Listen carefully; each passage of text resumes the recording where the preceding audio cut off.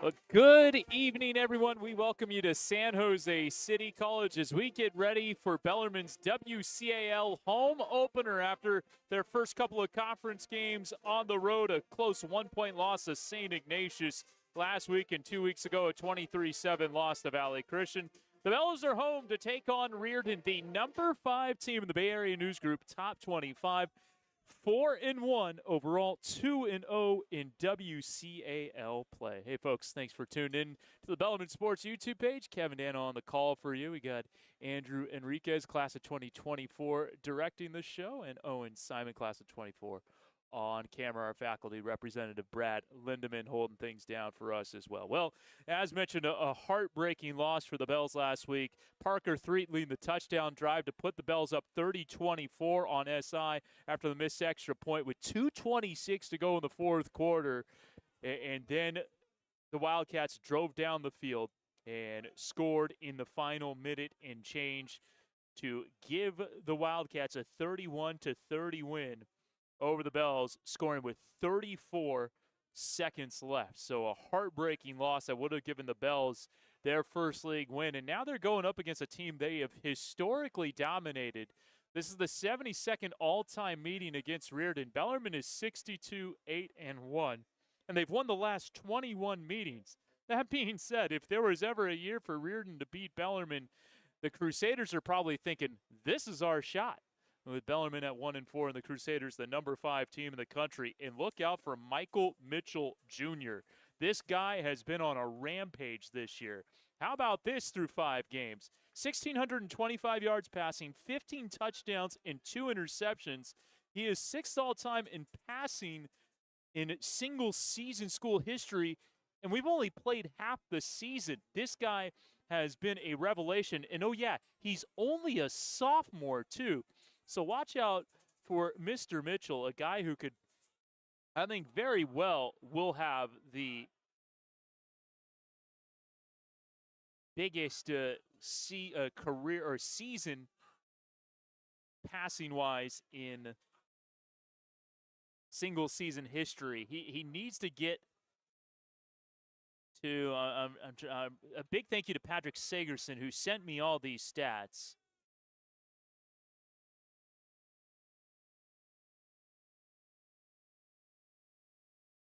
But next up on the list and is Michael Downing in 1988 threw for 1,643 yards. So he's 19 yards away from passing him. And in theory, if he has another really good game, he could pass Dan Hayes through for 1,931 yards in 1970. Again, a big thank you to Patrick Sagerson, provided us with a lot of good notes going into this game. He's at the St. Francis one tonight. One of the best stat trackers, the best stat tracker for all of WCAL football. Anyways, all right, so Bellarmine is going to kick off. Bellarmine in their home blues, Rearden in the road whites. As back deep to receive is Judge Nash, a sophomore who transferred from St. Patrick St. Vincent in Vallejo. He's also got Tyrone Jackson next to him. Nash is number 11, Jackson's number 1. So this is Nash's second game. Of course, you have to sit out the first 4 after transferring. And so in his first game as a Crusader, Judge Nash, in their impressive win over Valley Christian, 42-17, had 2 receptions for 45 yards and a touchdown, a 26-yard reception and a 19-yard reception. So Connor Tripp, one of the biggest legs in all the Bay, top 30 kicker in his class. Going to boot it away for the Bells.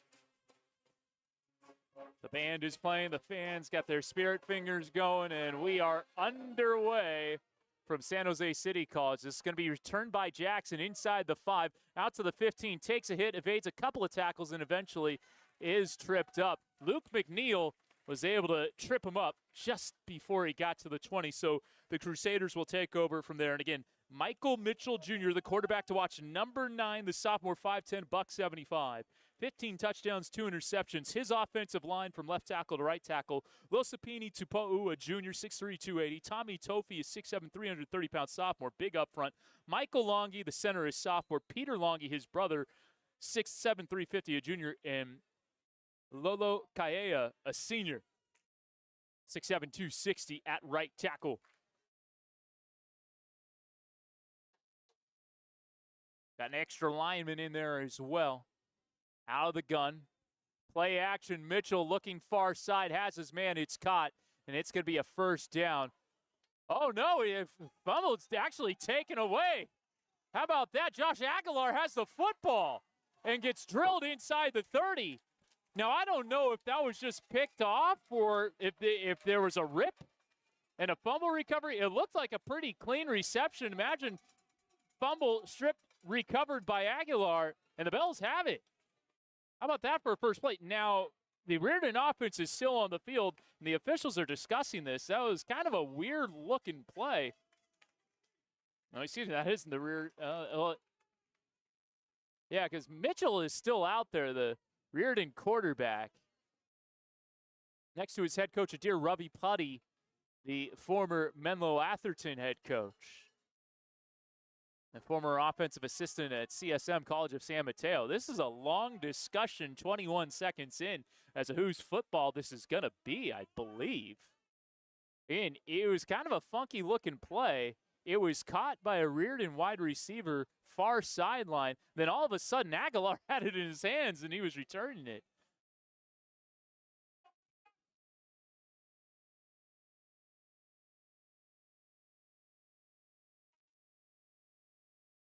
Bellarmine has its offense on the field. Rearden quarterback Michael Mitchell's on the field. Now they throw a flag. And let's see what this is all about. David Diaz-Infante, head coach Bellarmine, had a quick word with the official.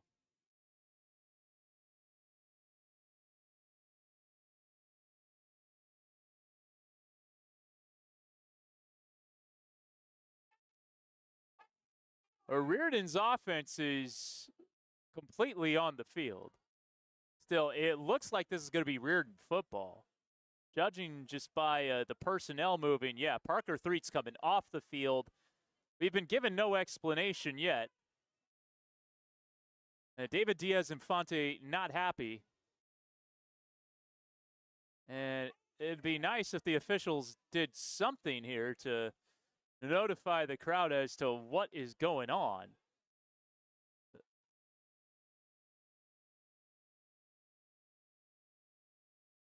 It's a penalty against Bellarmine. And so it'll be a first down for Rearden.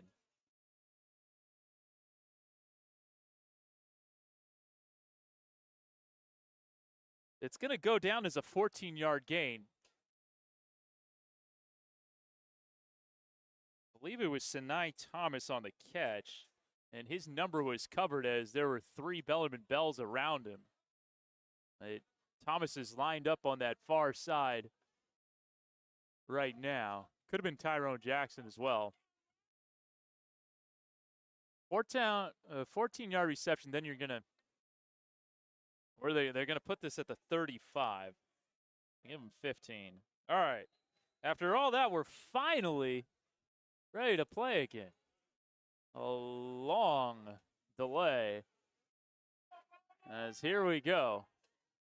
Mitchell out of the gun. Jeremiah Jones gets the handoff. The running back stretching it out to the far side. A flag is thrown as he's ushered out of bounds before he could get to the 40.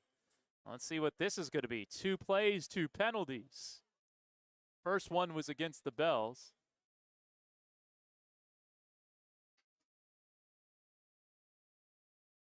And it's going to be a hold against the Crusaders. So this will be a 10-yard penalty. It'll be 1st and 20.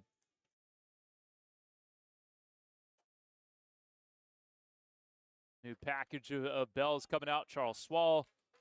Bateman going to get out there as well. Nate Bateman.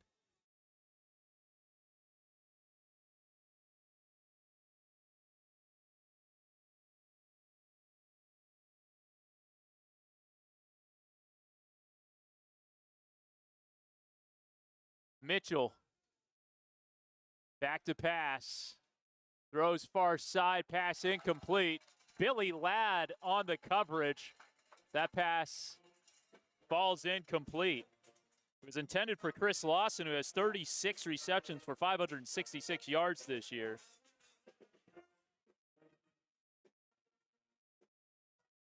And just cleaning something up, 15-yard penalty on that first play against Bellarmine. No actual, I believe no actual pitch and catch on that play. So here we go, 2nd down and 20. It's a screen toss out near side and nowhere to go. How about that? Luke McNeil on the stop, teaming up with DJ Dunn as they bring Wesley Wynn to a stop just ahead of the line of scrimmage. It's a 1-yard gain. Brings up 3rd and 19. So a minute gone by here in the first quarter. We are scoreless. 3rd and 19 from the 26. Mitchell out of the gun. Coulter going to back off the blitz, as will Bateman. Back to pass. Mitchell steps up in the pocket, tosses it over the middle, has his man. It's complete, but well short of a 1st down. Nice tackle by Josh Aguilar as the pass is complete to Judge Nash. They do get, I shouldn't say well short. That turned out to be a 16-yard gain. It is 4th and 3, and it does look like they are going to go for it. So a big play here. They are keeping the offense on the field. On 4th and 3, they need the 45. Ball's at the 42. 10:15 to go, first quarter. Big play early on. Mitchell looking back to the Ravi Patti sideline, getting the signal. See if they just try to draw Bellarmine offside or if they're going to run a play. They are going to snap it. Handoff Jeremiah Jones. He has the 1st down and then some. He's into Bellarmine territory. He's inside the 20. He is gone. That is a 58-yard touchdown run for Jeremiah Jones. And the Rearden Crusaders take a 6-0 lead. Wow. Popping a big one, Jeremiah Jones. And Rearden draws first blood. Jones came into this game averaging 6.4 yards per rush. His longest run of the season was 22 yards. Well, he blew that out of the water right there. Now, they have a bunch of different guys who could kick for them. Taking this extra point is going to be Jacob Dubreny, number 15. He is a wide receiver as well. So here's the kick. It is up, and it is blocked. Oh, coming in, Billy Ladd saving a point for the Bells. Unblocked completely and timed his dive perfectly. Billy Ladd, really nice special teams play. As Rearden, again, they've had 4 different guys either take kickoffs, field goals, or extra points. Looking for some consistency in that position. And Rearden leaves a point on the board. 9:52 to go first quarter. Rearden 6, Bellarmine nothing after the 58-yard rushing touchdown for Jeremiah Jones on 4th and 3 from the Crusader 42. I mentioned earlier that Bellarmine has won 21 straight in this series, but last year was a really close game. Remember, that was the one that was 3-0. I was talking with Bob Green, their athletic director at Rearden. Great guy. If you ever have a chance to talk with Bob Green, I suggest it. And he was just saying, look, the way the wind blows there, Rearden, there's one end zone that goes towards the school and the one that doesn't go toward the school. And the wind was just blowing really bad in one direction. There was really only one direction where offenses could really move the football. And the direction that the offenses could move the football, Bellarmine made their field goal. Rearden did not, and it was a 3-0 game. So do Brendan know this is going to be Giovanni Mercurio kicking off. And it's going to be returned by Bavone. And he gets past the 30 to the 32. So good return there by Luca. This will be the first we see of the Bellarmine offense, led by quarterback Parker 3. Had a really nice game on the ground last time out in that 31-30 loss to SI. Probably 210 rushing yards for 2 touchdowns on the ground, and Parker 3 also completed 65% of his passes, 2 touchdowns, no interceptions. On the season, 4 touchdown passes, 3 picks for Parker 3, who's under center. Tight formation. Oh, and bobbled snap, and it hits the carpet, and Rearden says they have it. It's kind of miscommunication there. Let's see who has the football. It is going to be Rearden. The Crusaders have it. And coming off the pile with the football is Mika Scanlon. So a rough start to this game for the Bells with 9:33 to go in the first quarter. First snap, it's a fumble, and it's recovered by Rearden. Scanlon, a guy I was told to look out for. Part of that defensive line for the Crusaders. 5'9", 275-pound senior, getting it done. He is a 3-year varsity player.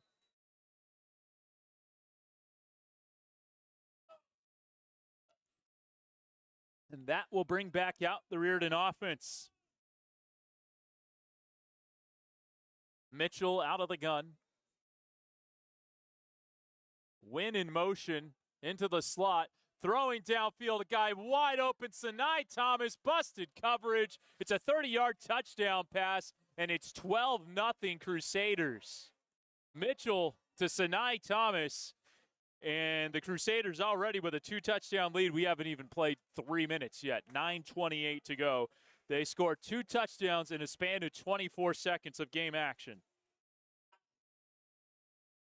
Thomas, the touchdown. And Sinai Thomas continues a really good season. His 4th touchdown reception, his 30th catch of the year. They're going to go for 2 to try to get back kind of on schedule, if you will, with these touchdowns. Jeremiah Jones runs up the middle. He's got the 2-point conversion, and it's 14-0 Rearden. Again, Bellarmine's won 21 straight games. This rivalry dating back to 1952, 72nd all-time meeting. There have been some close contests over the last couple of decades. Mentioned the 3-0 win for Bellarmine last year in San Francisco. In 2019, Bellarmine won in 2 overtimes against Riordan, 28-27. In 2017, the Bells won 21-14.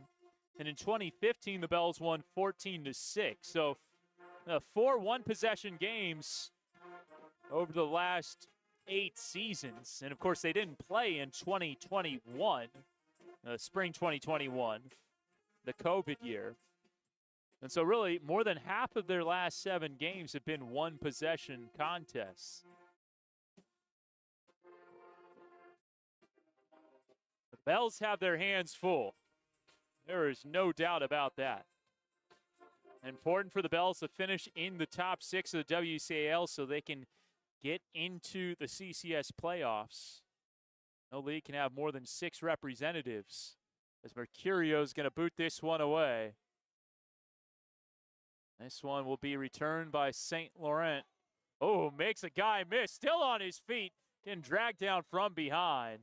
A couple of guys take him down. Eventually, he gets brought down by number 23, David Lee, the freshman tight end / defensive end. 6'3", 210 is just, and only a freshman. Figure he is not done growing. All right, let's see if this series can get off to a better start. Bells behind the 8 ball with 9:20 to go in the first quarter, trailing 14-0. Parker 3 under center. It's a 2-receiver set.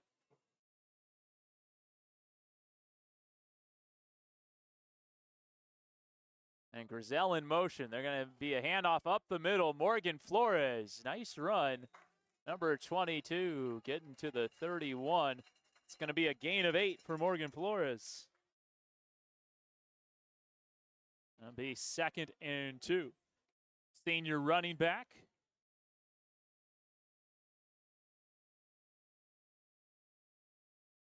They come to the line of scrimmage after the 8-yard gain. 8:45 to go. Screen toss caught by Fuqua's having a nice year, and it takes a couple of Crusaders to bring him down. It's going to be a gain of 5 and a Bellarmine first down. The Fuqua on the catch. Joe this year getting his 14th reception. That leads the team. Parker 3 completes his first pass of the game. 8:35 to go, clock running.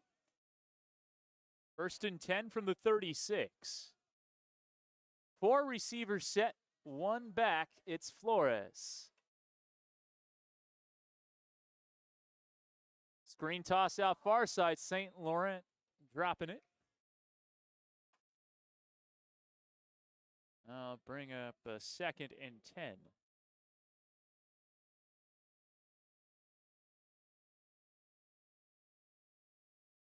Full slate of WCAL action. We'll give you scores later on. But everyone is playing tonight. Top 15 battle between number 1 Sarah and number 15 Mitty at Foothill College. That is kind of the de facto home of the Monarchs. Number 9 St. Ignatius and number 13 St. Francis and Valley Christian is up in SF against Sacred Heart Cathedral at Kezar. It's be a hand to Morgan Flores, running to his left, has a lane, and just lowers his shoulder and bulldozes his way to the 46-yard line for a first down, taking Tyrone Jackson head on and not shy of the contact. Big run for Flores, and the Bells move the chains.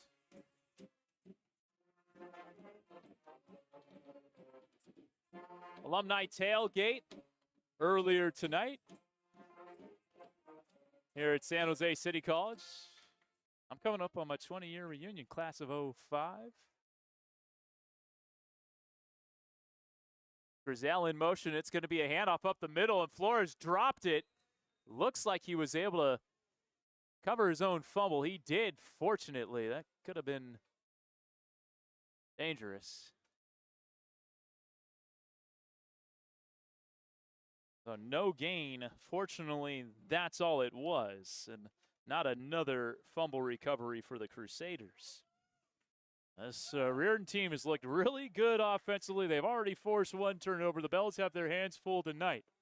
This is not your 2010s Crusaders, if you will. It's a new year under a dear Ravi Putty. Parker 3 tucks it, and he's got it. Inside the 30, inside the 20. Oh, stumbles, kind of tripped himself up. But a big run of 39 yards down to the 15 for a little Parker magic. A big gainer. They're actually going to spot him at the 16. It's a 38-yard run for PT3. Again, 210 rushing yards and 2 touchdowns on the ground against SI last weekend. Tough 1-point loss. The Bells still looking for their first WCAL win. They've lost 4 in a row after the season opening win against MA. Christian Duarte in motion. Screen toss got deflected. David Lee making his presence felt. Also getting upfield for Rearden. Number 51, Jace Denning, the 6'5", 250-pound senior defensive tackle. Those guys forced the incomplete pass. That'll bring up 2nd and 10. 6:38 to go here in the first quarter. Ball at the Crusaders 16.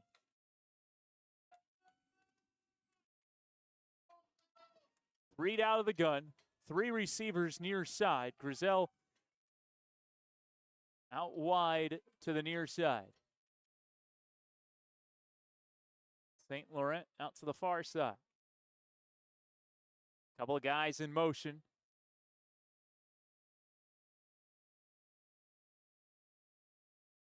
It's a keeper for Threet. Parker Threet, he could get there, burrowing his way in the end zone. It's a touchdown, Bellarmine. 16-yard rushing touchdown for Parker Threet, and the Bells are within one score. Well-designed run, blockers out in front, and Parker did the rest. He's got 2 carries for 54 yards and a tug. And it's 14-6. Connor Tripp comes out for the PAT. And the Bells right back in this, feeling much better about themselves after getting down quickly, 14-0. On the offense, moving the football, and the extra point for Connor Tripp is good. So the Bells cut the deficit in half. 14-7 on an 8-play drive that went 69 yards.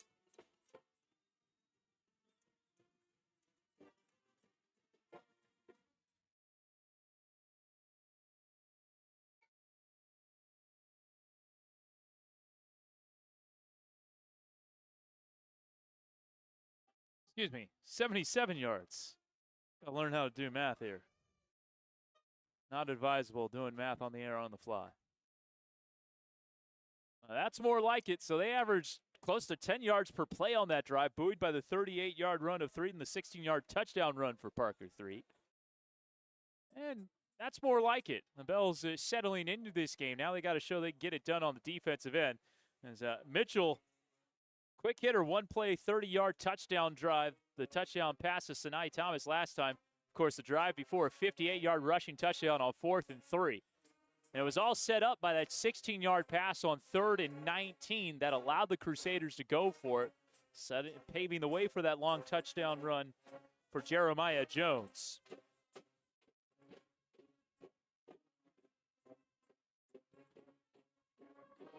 But Connor Tripp to boot it away.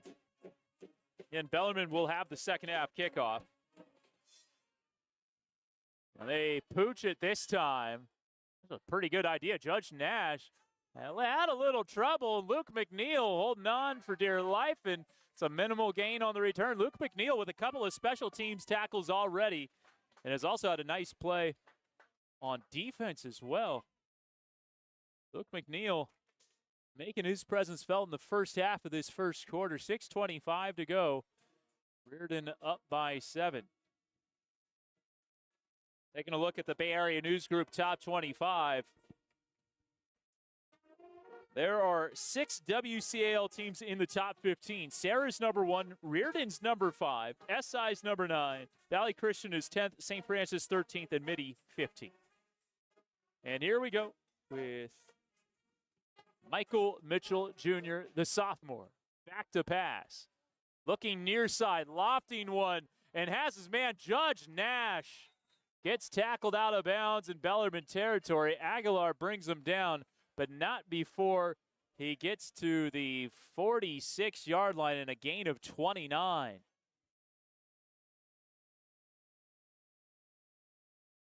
This Mitchell kid, he's already now number 5 all-time in passing yards in single-season history, is pretty impressive.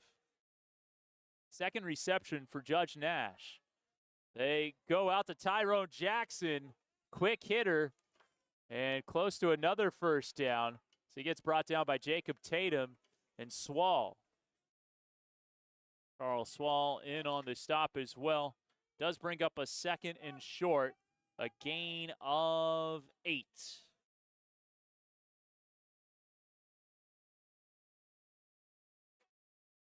So here we go. Out of the gun. Mitchell back to pass. Flush out of the pocket by Henry Clark. Nearly caught, dropped by Chris Lawson. As he went airborne for that one. Falls incomplete, 3rd and 2.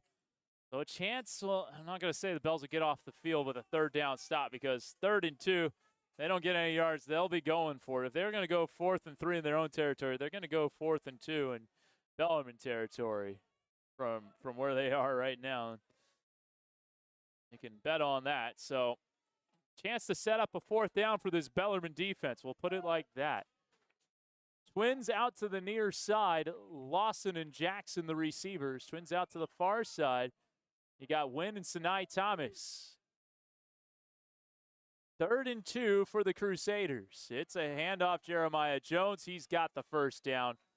That'll be a gain of 3 as the Crusader offensive line does its job.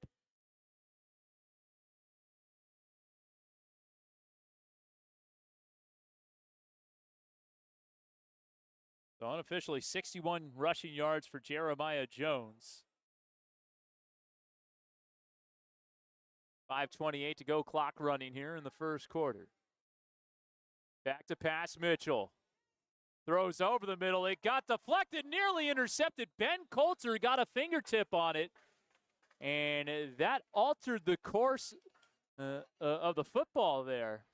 As there was a guy that sat down just in front of a couple of Bellarmine safeties. Looked like Sinai Thomas was going to have a catch. I believe it was Sinai Thomas, and pass just got deflected a little bit by Coulter to throw it off course. Brings up a 2nd and 10.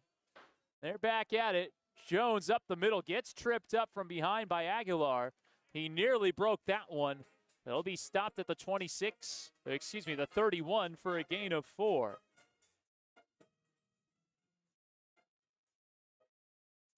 Third and 6 here for the Crusaders as we go inside 5 minutes in the first quarter.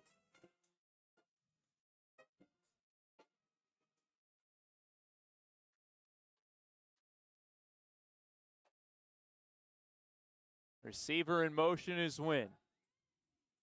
Pressure, flushed out of the pocket, throws downfield, overshooting Lawson, and the Bells stop him on 3rd down. So 4th and 6 from the 31. Imagine the Crusaders are going to be going for it here. Not much to be gained by punting, and I'm going to guess, with them having used 4 different kickers this year, that a 48-yard field goal probably not in the works for the Crusaders. So yeah, the offense will stay out on 4th down. And a big opportunity for the Bells to get the football back with a chance to tie. Huge play here. They go 5 wide.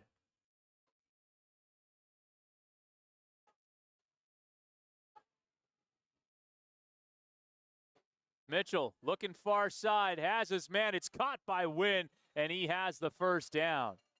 Tackled by Aguilar, but not before a gain of 6, exactly what they needed. And they're going to give them 7 on 4th and 6. Second catch for Wesley Wynn, just a freshman. Missed some time due to an injury earlier this year. They go 5 wide again, the Crusaders. 4:17 to go in the first. Mitchell looks like he changing the play, pointing something out. Throwing over the middle to Lawson. Has to make an adjustment, but makes the catch past Coulter, who did get a hand on him to slow him down, trip him up, but not before a gain of 14 yards there. And Mitchell already north of 100 yards passing in this game. Lawson on the grab. And it's 1st and goal from the 10. 3:45 to go. And the Bellarmine defense bow its back here. 5 wide formation again. Mitchell. Wynn dropped it just right through his hands. Would have been set up nicely. Now, I should say that Declan Tejada was waiting for him.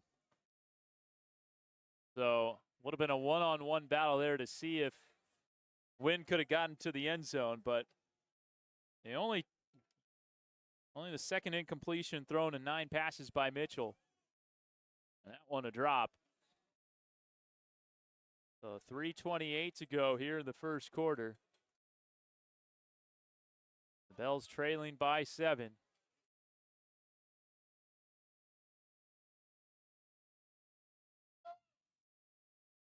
Tight formation this time. And Jeremiah Jones back in there alongside Mitchell at running back.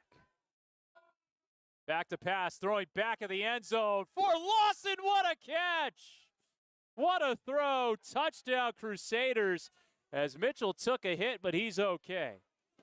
Wow. I don't know much about the football class of 2026, but this kid looks pretty good.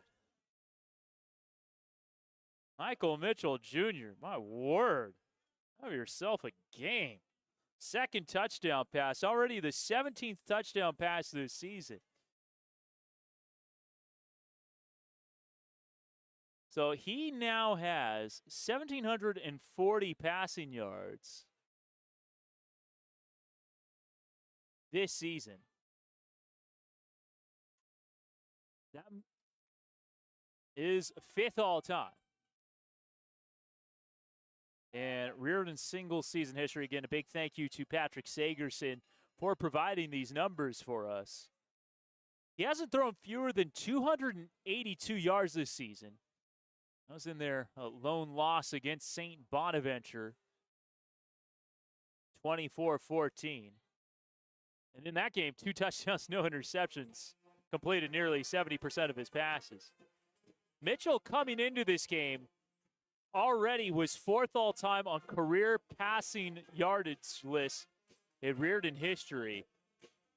He just surpassed Zach Masoli, Jeremiah, his brother. So he is number 2 all-time now with 3,062 career passing yards. And oh yeah, he's a sophomore.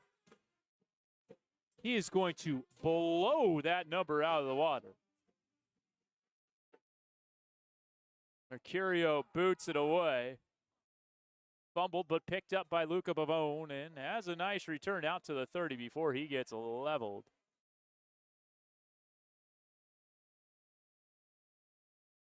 Owen Burke on the stop, the linebacker for the Crusaders. A junior, 6 foot, 180-pounder. So the Bells go back to work offensively. Really nice drive last time. But the way the first 3 drives have gone for Rearden, it kind of feels like Bellarmine needs to score just about every time they touch the football to give themselves a chance. As this Rearden offense is electric.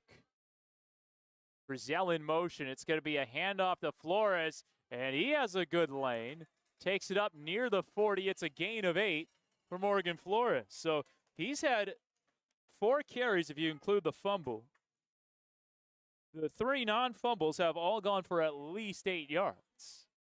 The ground game is working here for the Bells thus far as we go inside 3 minutes in the first quarter. BCP chant. The student section nearly full, just about full. Brazil in motion. Flores up the middle, close to the line to gain. He might have the first down. Yep, they're going to move the chains. Needed to, got to on second down. 5 carries, 28 yards unofficially for Morgan Flores.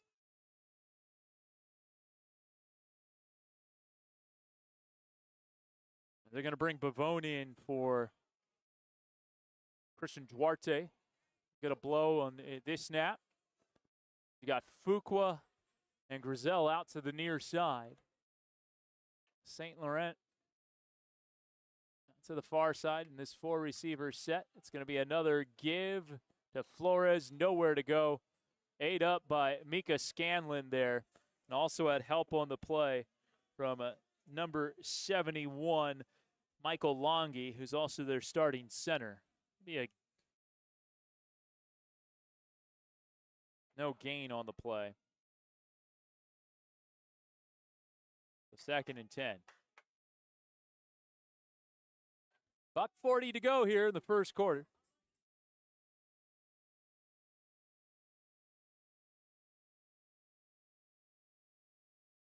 Play action, 3 rolling out near side, and he is sacked by Owen Burke. That's a big loss as well. Going to be 3rd and a mile here for the Bells. See where they spot the football. Owen Burke was not fooled on that play action. It's going to be an 8-yard loss. Ball spot at the 33, brings up a 3rd and 18.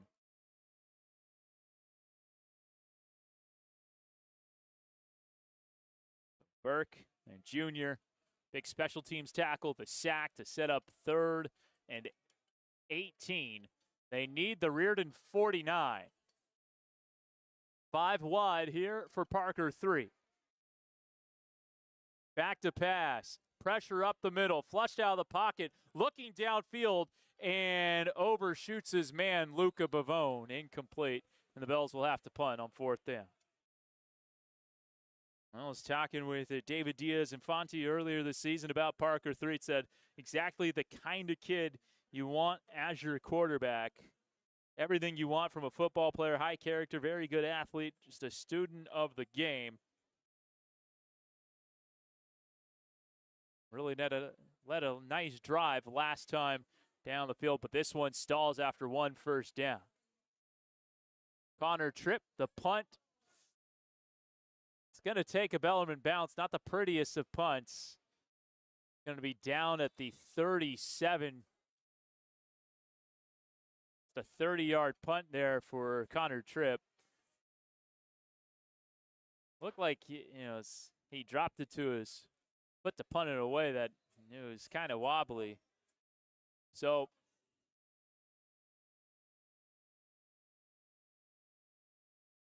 the clock's running. I don't know why. They stopped it like 15 seconds late, but right now it shows 14. I wonder if they're going to put some more time. 14 seconds is what it shows right now. I wonder if they're going to put some more time back on the clock.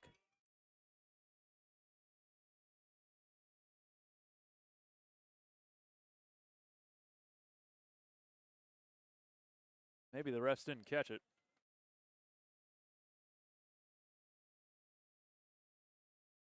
So,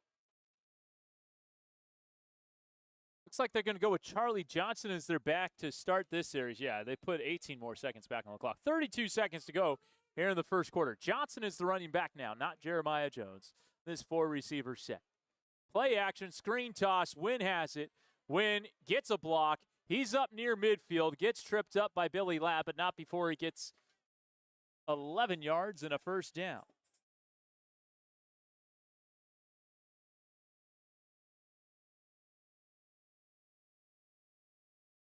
Wynn, 3rd catch for 19 yards. And the Crusaders look like they're going to run one more play before the end of the first quarter. It'll be a handoff. Johnson up the middle, and he has a big hole. Gets wrestled down at the 25 by Billy Ladd. They're going to mark him down at the 27, it looks like. That's a 22-yard run. That's going to be the last play of the first quarter. Charlie Johnson just gashing the Bellarmine Bells defense right there. And that will do it for the first quarter. We'll take a quick break. Riordan 21, Bellarmine 7, Crusaders on the move. You're watching Bellarmine football on the Bellarmine Sports YouTube page.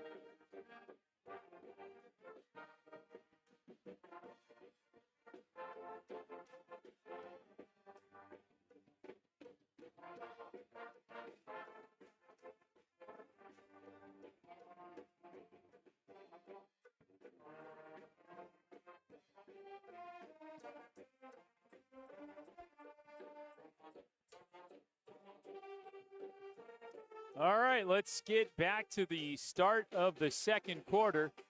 It's 21-7 Rearden on the move, up 2 touchdowns on the Bells. Kevin Hanna on the call with you.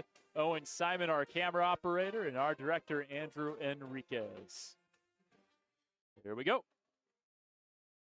First play of the second quarter, Johnson, and he is into the second level, and then some. What a move. He made it around the 10-yard line. 27-yard rushing touchdown for Charlie Johnson.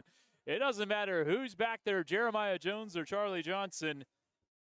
Both running backs have had success for the Crusaders. Johnson's had 2 carries for 49 yards and a touchdown. Jones has had 3 carries for 65 yards and a touchdown.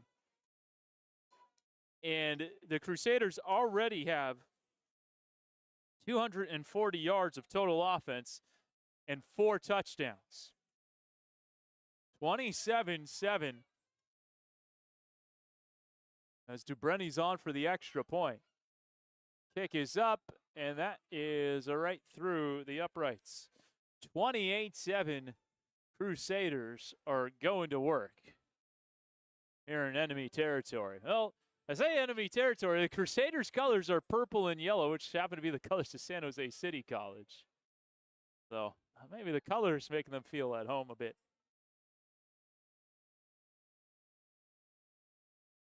But this has been an impressive display from this Crusader attack. No way around it. And the Bells, like I said, they pretty much need to score on every drive. And I'm not sure how many stops they're going to be able to get against the Crusaders tonight. Remember the name Michael Mitchell Jr., folks. Be curious to see where his career takes him. And I'm not a quarterback whisperer. I imagine he will not be done playing football after his senior year of high school.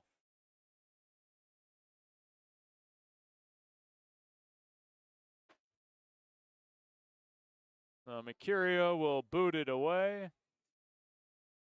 Again, you got Luca and Zane back deep. Luca Bones, Zane St. Laurent back deep for the Bells.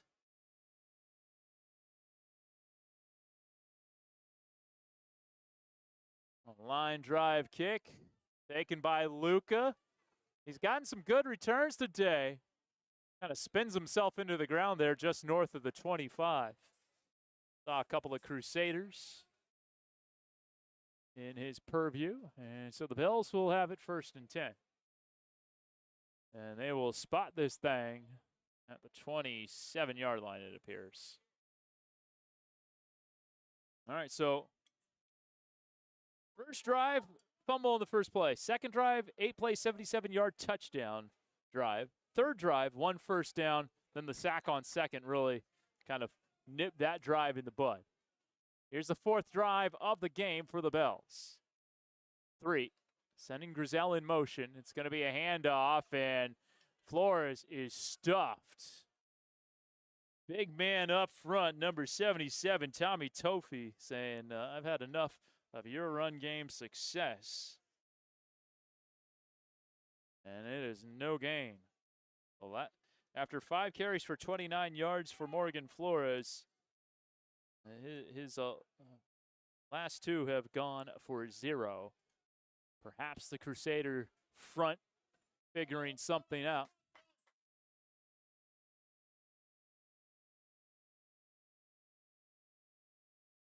Three down linemen, Lee and edge rusher for the Crusaders. A handoff to Flores, trying to bounce this to the outside, and Chris Lawson gonna just shove him down. Big play by Chris Lawson, and the run game hasn't been able to get going on this drive. It's a loss of 1. And it'll bring up 3rd down. And it might be a loss of 2, depending on where they spot the football. As they're going to spot it at the 26, so a loss of 1. Brings up 3rd and 11. Bellarmine up against it here.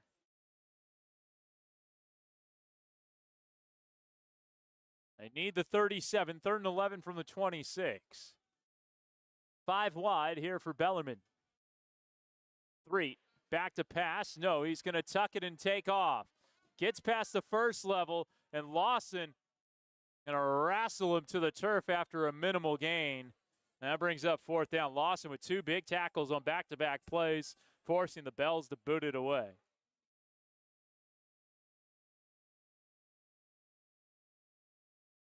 So trip out to punt again.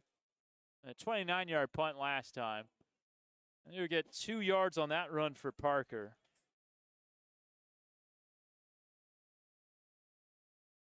And Tyrone Jackson back deep for the Crusaders. Better kick this time as far as getting some hang time, but as far as the length, wow. He did not get a lot of love there from our side judge. Yeah, 20-yard punt.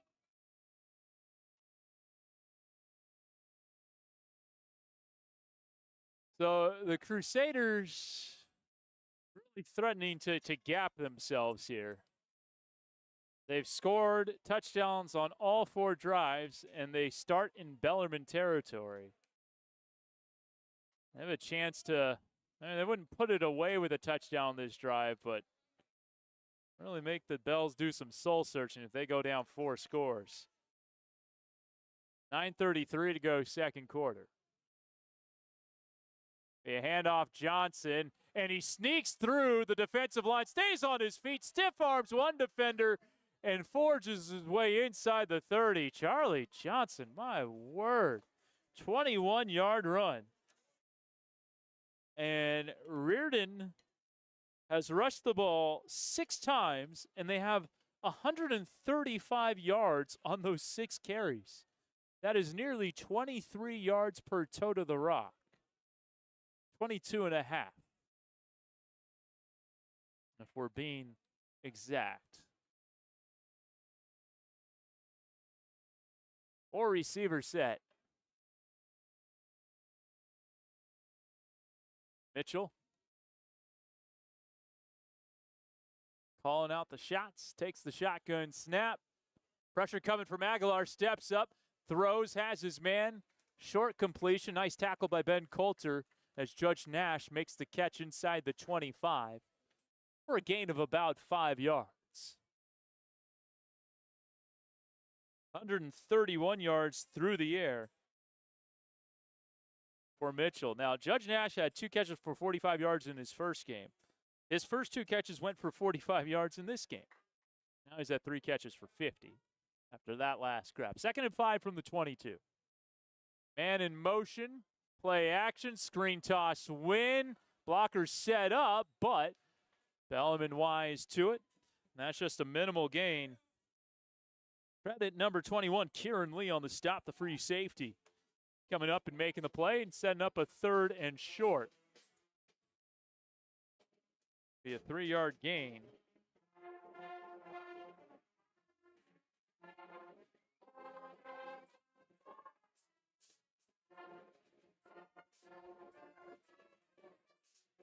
A 3rd and 1 here for the Crusaders. Back to pass. Beautiful throw. Beautiful defense on the play. Defending the pass, Billy Ladd. As that was intended for Jackson.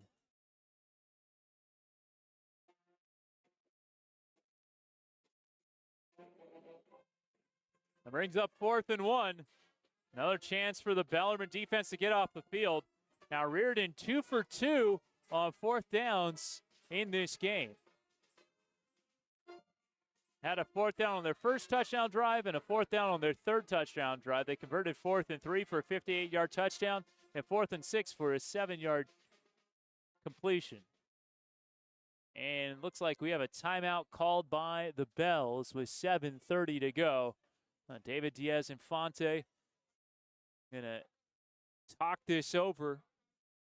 A Bellarmine alum, part of that first CCS championship team that the Bells had in 1981, graduated from Bellarmine in 82, San Jose State class of 87, 2-time Super Bowl champion with the Denver Broncos. Also played in the CFL, the World League of American Football, the XFL. 7 years in the NFL, 1 with the Chargers, 5 with the Broncos, and 1 with the Eagles. Also has some NFL coaching experience with the Chargers, the Jets, and the Cardinals.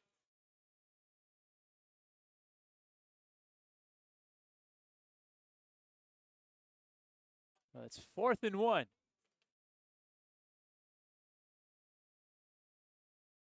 And the Bells get a stop.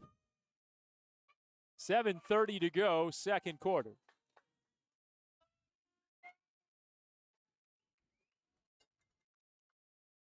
Mitchell out of the gun. Handoff Johnson, and he's got the first down. That offensive line is really playing well. Jacob Tatum on the tackle alongside his brother Nico, but not before a gain of 4. They needed just 1. 1st and 10 from the 14. They go inside. 7:15 here in the second quarter. The drive continues for the Crusaders. Got an extra offensive lineman out there. I was going to say, they had too many guys. They had 13 players out there, but they didn't snap it, so all good. Back to pass. Mitchell has his man. That's when he has the first down, tackled by Coulter just shy of the end zone. And it'll be 1st and goal. Nice looking pass. And the ball is going to be spotted either at the 1 or the 2. It'll be placed at the 2. That's a 12-yard completion.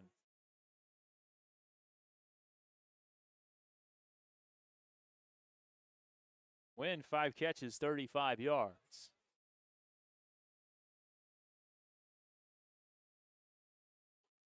If Bellarmine can make a goal line stand here. Really haven't had short yardage goal-to-go situations for the Crusaders. We'll see how the offense acts there. Well, hey, credit the Bells. Henry Clark in on this stop. Noel Diaz making a tackle. Along with Charles Noller. Held to no gain there. Actually, they're going to give him 1. Looks like 2nd and goal from the 1.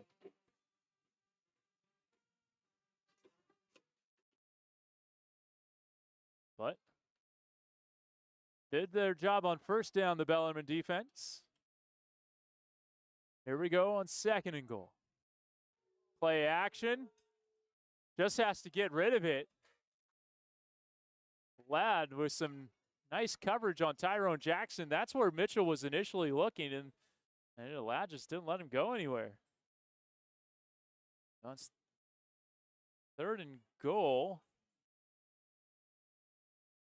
I don't see a flag. Yeah, no. All right, 3rd and goal. So the Bells, well defended the first 2 plays on 1st and goal. Be a big stop if Bellarmine can get it. Handoff Johnson. He's not going to get there. Clark and Jacob Tatum and Benjamin Coulter, they stop him inches shy of the goal line. It is 4th and goal. All right. Well, this is more like it from the Bellarmine defense. Backs against the wall. Standing tall right now. Inside 5 minutes in the first half. Rearden 3 for 3 on 4th downs already.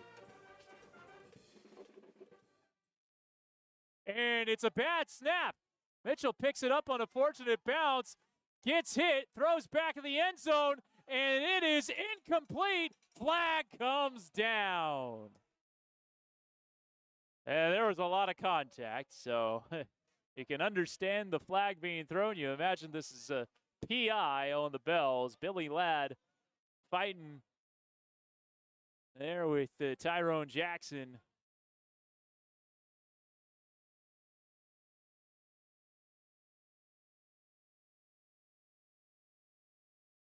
And let's get the official word here. Will be PI on the Bells. It'll be 1st and goal from the 1. And now that just made things that much more difficult. And really, that was a bad snap. Went over Mitchell's head, but it bounced right back to him. Really fortunate bounce for Michael Mitchell. And hey, when things are going well for you, they go well for you. Getting a fortunate hop there. They eventually get a PI in the end zone. Saw kind of a similar play in the Cal Arizona State game last week. Led to a PI on 4th down off a bad snap. This time, Charlie Johnson's just going to leap into the end zone for a 1-yard touchdown. And the Crusaders go up 4 scores, 34-7. Johnson has his 2nd touchdown run of the game. 7 carries, 76 yards. And the Bells are down 34-7 with the PAT coming.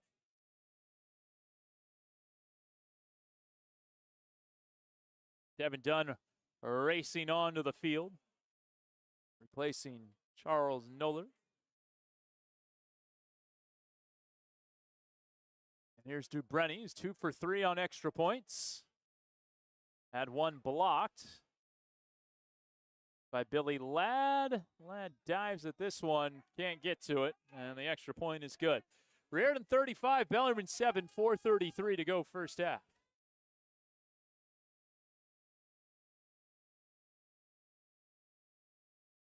Well, certainly a dispiriting start for the Bells tonight after nearly winning at SI. I think we're learning something about the Crusaders.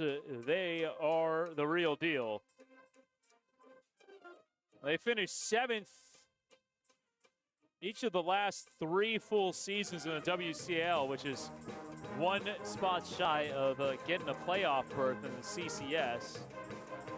But so far, they defeated SI 41-34, and Valley Christian 42-17. There's VC, a team that defeated Bellarmine 23-7.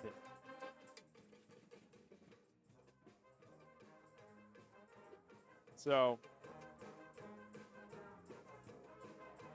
see how the Bells can finish up this half. Score before the break. Give them some good juju. Now, here's what you want if you're the Bells. You have the football to start the second half. So if you can have a nice, long, sustained drive, get points, and not leave Rearden a lot of time, you can have the ball 2 times in a row. In theory, make this a 2-touchdown game before Rearden ever touches the football. So that would be the goal here. Look at Pavone, another nice return up north of the 35, and a late flag comes down. We'll see what this is all about.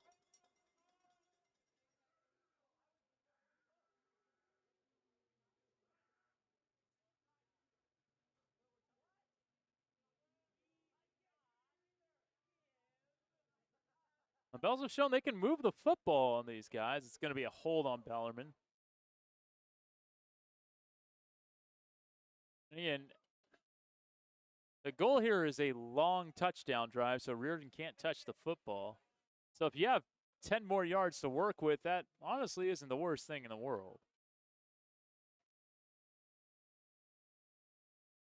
In this situation, you'd rather have a 73-yard touchdown drive than a 63-yard touchdown drive. So 1st and 10 from the 27. Of course, you need to be able to move the football. That's first. So Parker 3 out of the gun. Morgan Flores is back. Grizel in motion. False start.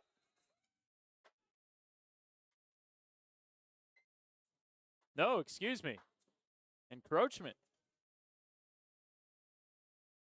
Well, that'll move the ball of 5 yards, 1st and 5. 2nd penalty on Rearden. Both teams 2 penalties. 15 yards. And for some reason, they move the ball to the 31. All right, thank you.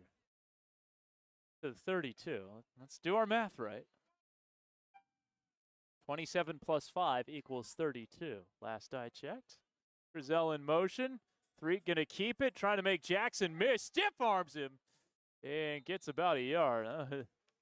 And tough to bring down Parker 3. Eventually chased out of bounds by Grant Lockley, the safety. And he actually lost a yard on the play. Thought he had gotten to the 33. They say the 31.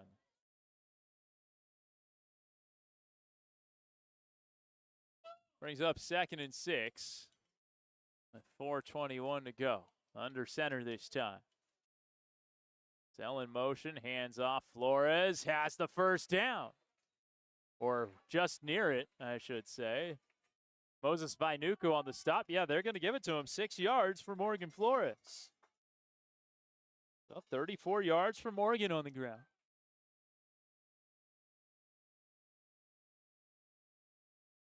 .408 to go. San Jose area code here in the second quarter.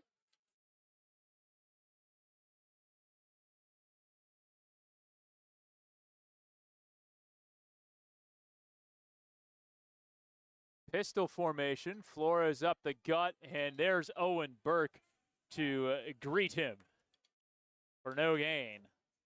Owen Burke, a couple of big plays on defense for the linebacker.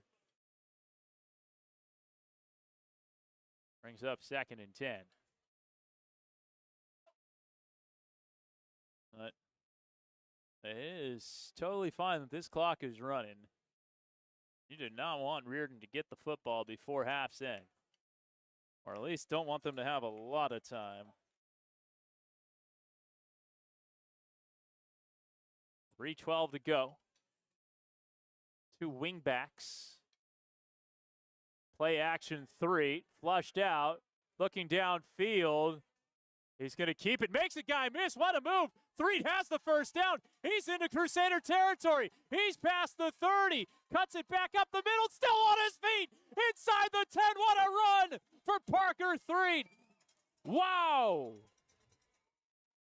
He went more than 50 yards on that play. Making all sorts of Crusaders miss. Whoa, what a run for Threed. Most electric play of the day for the Bellarmine offense. They've had a couple of them.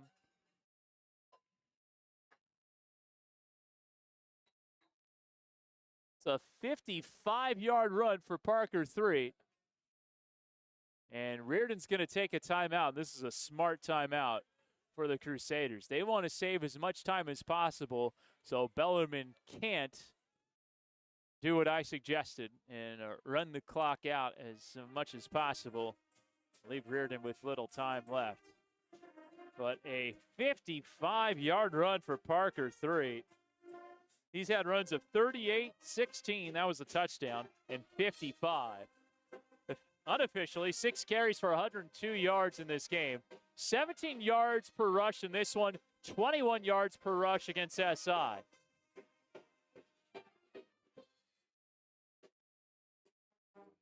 Both teams with 2 timeouts remaining, 2:51 to go in the second quarter.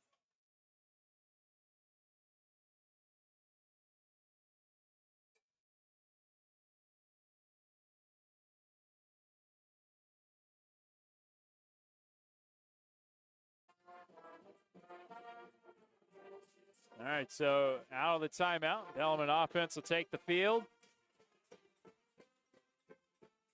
Looking for their second score of the game.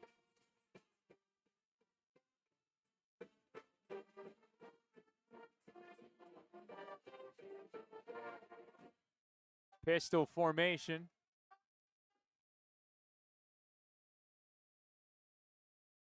End around here to Grizel. Grizel tackled inside the field of play by Jeremiah Jones. Rearden will not use a timeout. Decent gain there for Grizel of 4 on the carry.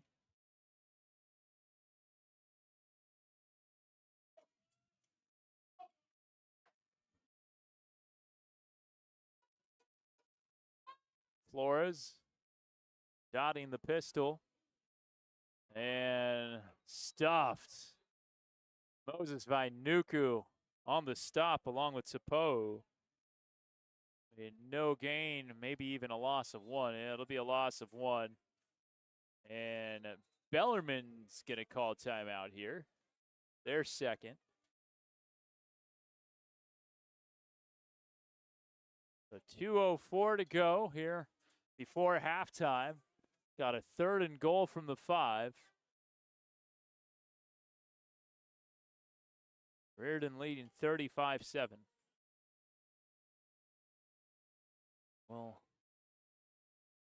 see if we can get some WCAL scores for you shortly. Probably give them to you after halftime.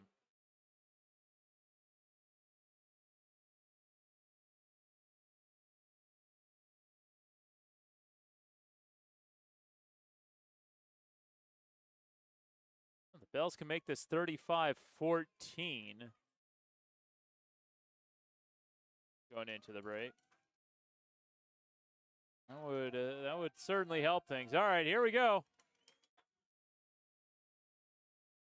3rd and goal from the 5. Threet. Options, gonna keep it. Surging to the end zone. Touchdown, Bellarmine. Parker Threet takes it in from 5 yards out. He's got his 2nd touchdown of the game on the ground. And the Bells get a score before the break, 35-13.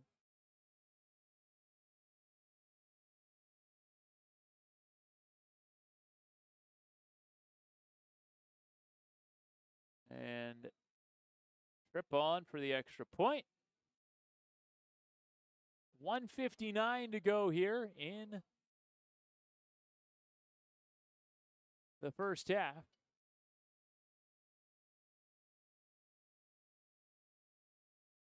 The extra point is no good, wide left. So Tripp, usually a reliable kicker, now 9 for 12 on extra points this year. And the Bells do get a score before halftime. Now the job is to keep it at 35-13 before the break.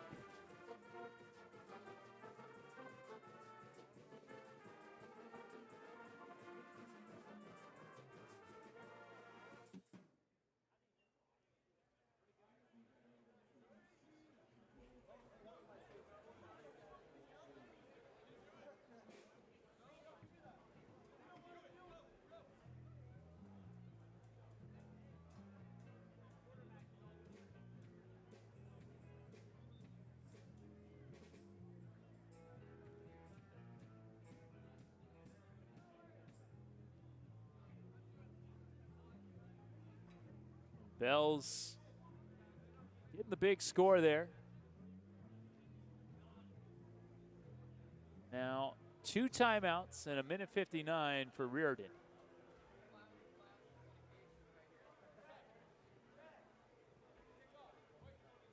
Triple booted away. Got Nash and Lawson back deep for the Crusaders here.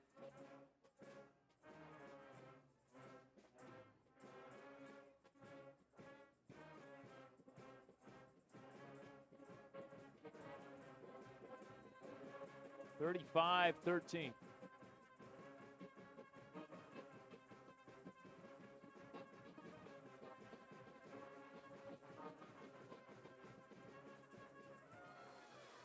A little squibber is going to go out of bounds.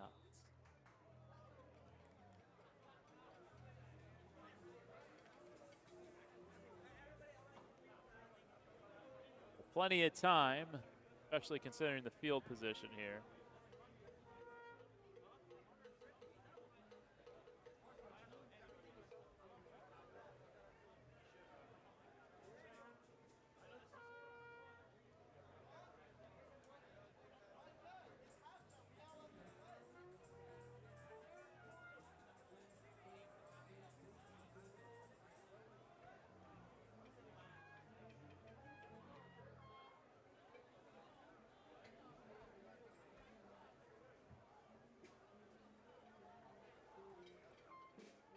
Late first half, able to give you a score 7-3. St. Francis over SI. The Lancers just returned a punt for a touchdown.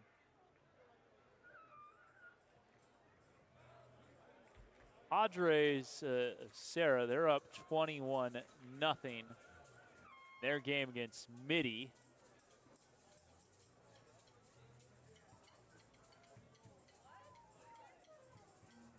So there's a couple of WCAL scores for you, courtesy of Darren Saavedra of Bay Area News Group. All right, here we go. Mitchell out of the gun, 1st and 10, ball's at the 37. It's a run. Jeremiah Jones near the first down, upended by Ben Coulter. They are going to give him the first down. So it was Charlie Johnson last couple of series. It is back to Jeremiah Jones, and he's got 75 yards on the ground, just 4 carries. Minute 47 to go. It's going to be Charlie Johnson this time, breaking a couple of tackles and surging into Bellarmine territory before he's stopped by Aguilar and Nico Tatum. Not before a gain of 5. Really impressive run by Johnson, as it's 2nd and 5 here for the Crusaders. The Bellarmine 48, Johnson the back to pass. Mitchell over the middle and caught by Wynn and ripped away by Kieran Lee, but I think they're going to call it a catch. Yeah, they give it to him. Maybe a 16-yard gain. The Win over the middle.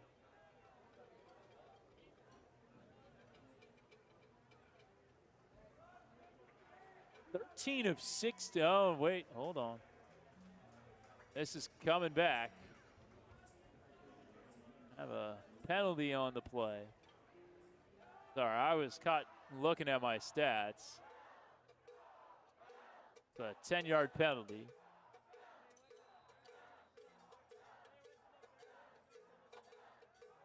And brings up a 2nd and 15. Mitchell lofting one, has a man. It's Judge Nash. He makes the catch, makes a man miss. Inside the 15, he gets taken down by Aguilar, who is not happy.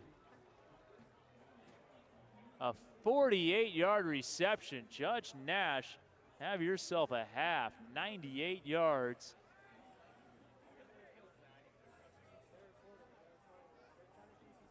That's 195 yards passing for Mitchell. Ball to 10. 1 minute and 1 second remaining here in the first half. This offense has been very dynamic. Back of the end zone, 50-50 ball brought down by Tyrone Jackson. What a throw, what a catch. Another touchdown for Rearden. Whoa. This offense is next level.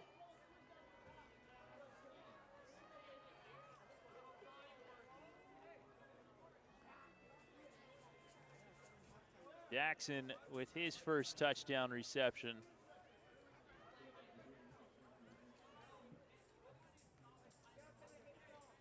Three passing touchdowns, 3 rushing touchdowns in the first half. Michael Mitchell Jr., just a sophomore. The extra point is good. And the Crusaders are up 29. 42-13.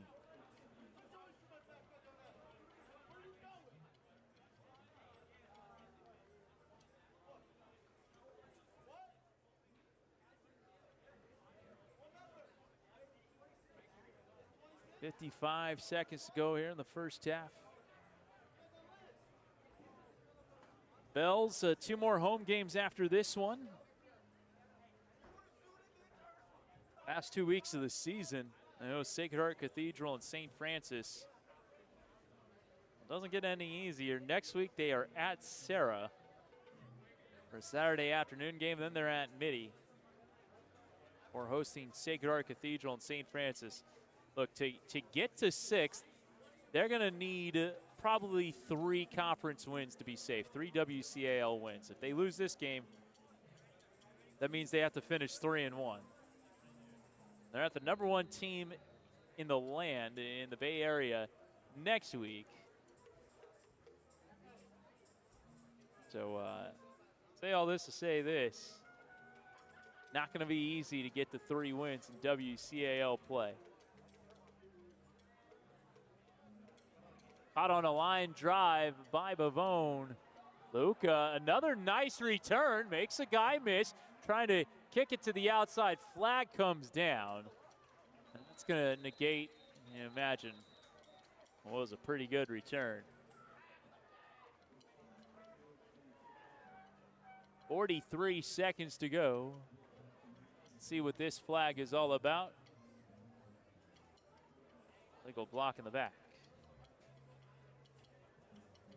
Third penalty against Bellarmine, 3 penalties against Rearden. So 43 seconds, 1 timeout. Got to go 72 yards. They're going to spot it at the 28-yard line. Offense has certainly had its moments. 140 yards here in the first half, all but 5 of them on the ground. Parker 3. Gonna have to probably air it out here. 5 wide receivers. Fakes the quick throw. Oh, beautiful touch. And Fuqua makes the catch at the 45. 17-yard pass. Fuqua has both receptions for the Bells. First and 10 from their own 45, and he got out of bounds. 37 seconds to go. This is very doable here for the Bells before halftime. Connor Tripp getting the kicking net out.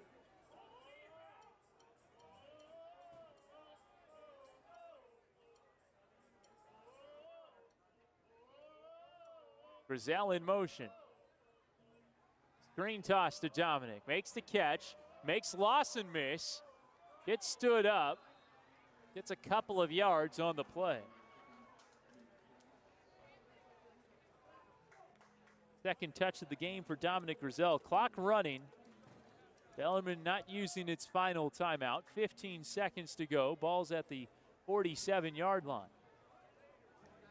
Gotta go quick. Threet over the middle. Pass is caught. Duarte. A nice gain down to the 37. Bellarmine going to use that final timeout with 5 seconds to go. The 16-yard reception. Duarte on the catch. Moving the ball nicely here. As Bellarmine uses its final timeout. Duarte, the junior from junior 6'6", 215 for the Bells. And there's a penalty tacked on as well. You wonder if they're going to bring out Connor Tripp. And so a 15-yard penalty.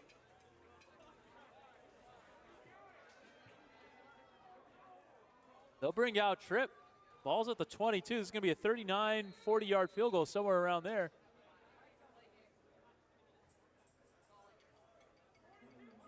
Now they award the timeout.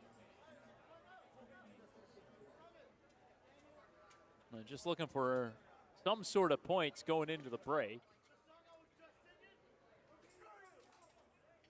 And they had brought Tripp out. You imagine you are... you do the analytics on the play. Imagine when we multiply the likelihood of scoring a 22-yard touchdown, contrasting that with the likelihood of Tripp hitting a 40-yarder, which is pretty high. You imagine the math would say that the stats that analytically speaking, you're going to get more points on a Tripp field goal attempt than a 20-yard attempt to score from 22 yards out. And it's perfectly in the middle. It'll be a 40-yard attempt for Connor Tripp. He's hit from 55 this year. Good snap, good hold. Kick is up, and I think it was blocked. Yeah, it got blocked. And there's still 1 second left before halftime.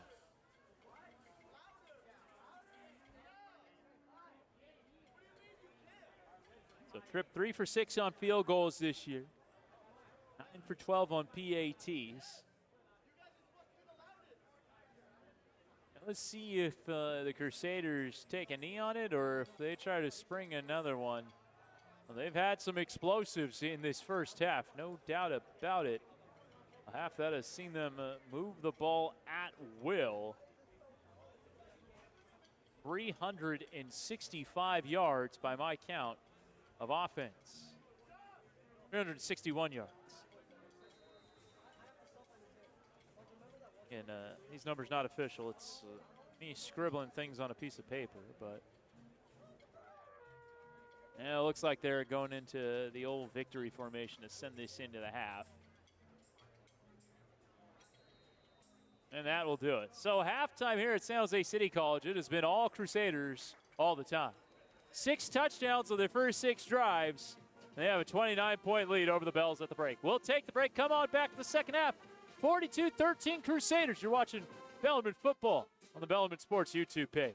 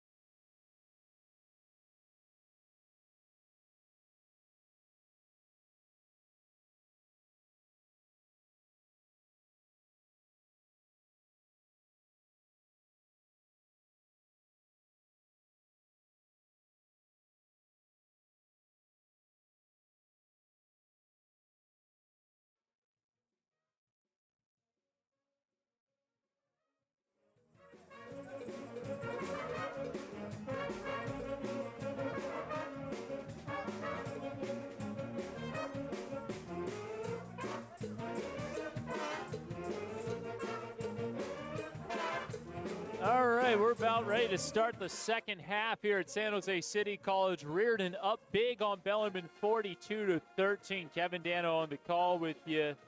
Let's take a look at some stats from the first half. Rearden quarterback Michael Mitchell, 14 for 17 for 205 yards and 3 touchdown passes. Just a heck of a first half. Their leading receiver, Judge Nash, 4 catches, 98 yards. He actually doesn't have a touchdown. Wynn, 6 catches, 51 yards. Jackson and Thomas have the touchdown catches, have a couple of touchdown catches.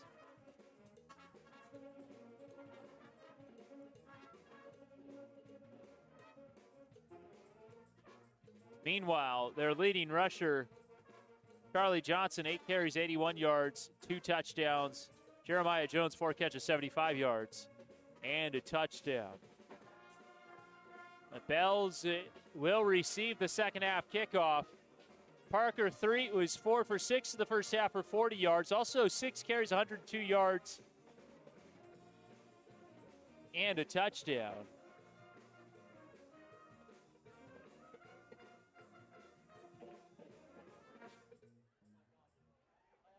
Excuse me, I forgot his actual last touchdown. 7 carries, 106 yards, 2 touchdowns on the ground for Parker. 3.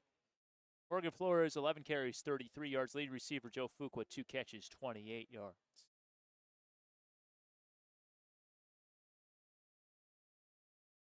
Mercurio will boot it away.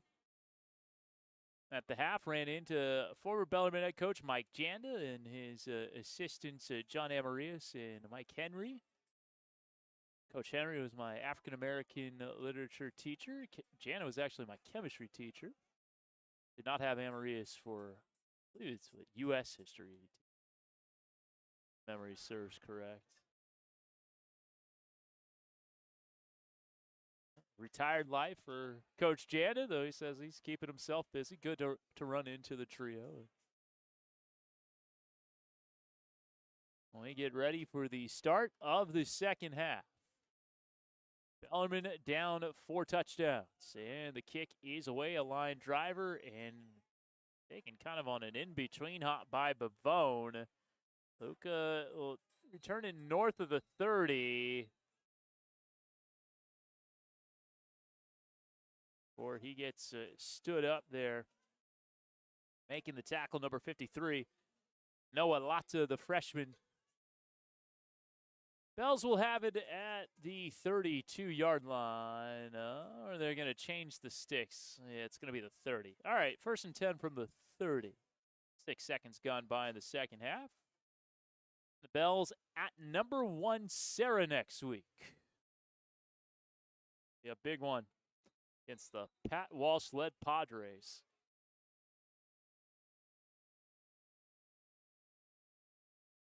A pistol formation to start this one off. The second half drive, that is. It'll be a handoff to Morgan Flores. Good run. Gets tripped up just north of the 35. Tyrone Jackson stopping him, but not before a gain of 8 for Morgan Flores. He has had quite a few good runs in this one. He's had 1 8-yard run, another 8. He's had 3 runs of 8 yards, 1 of 6 and 1 of 10. He's got 41 yards on the ground overall. 2nd and 2. Flores looking for the first down. He's not going to get there. He's met by Owen Burke in the backfield. Actually, forward progress is going to give him a yard, it looks like, or a half yard. It's going to be 3rd and 1. Here for the Bells. Not quite a minute gone by here in the 3rd quarter. The spotting of the football in high school football is, I'll just say, it takes longer than it does at other levels of the sport. And it looks like there's an injured Crusader, Owen Burke, walking off. He's had a big impact for the Crusaders. We hope he's all right. They stopped the clock at 10:57. And there is also an injured Bell. I did not see this. I do not have a number on the player yet. It might be Morgan Flores. Might be. I don't know. Yeah, it is. He's helped up the training staff. He's walking under his own power. Good to see. Hopefully he's okay. A couple of injured players on that play. Flores, he's been the workhorse tonight. 13 carries unofficially, 42 yards.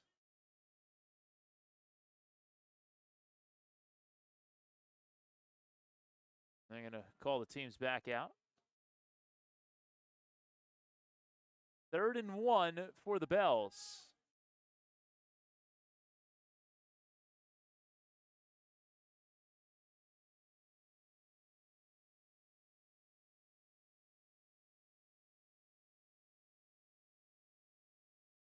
Ryan Pupach,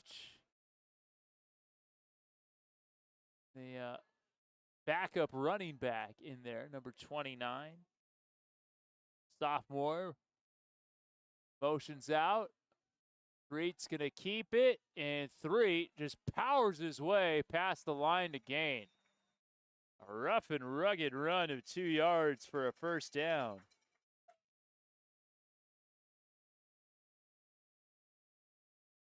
Up to the 41, and the Bells move the chains.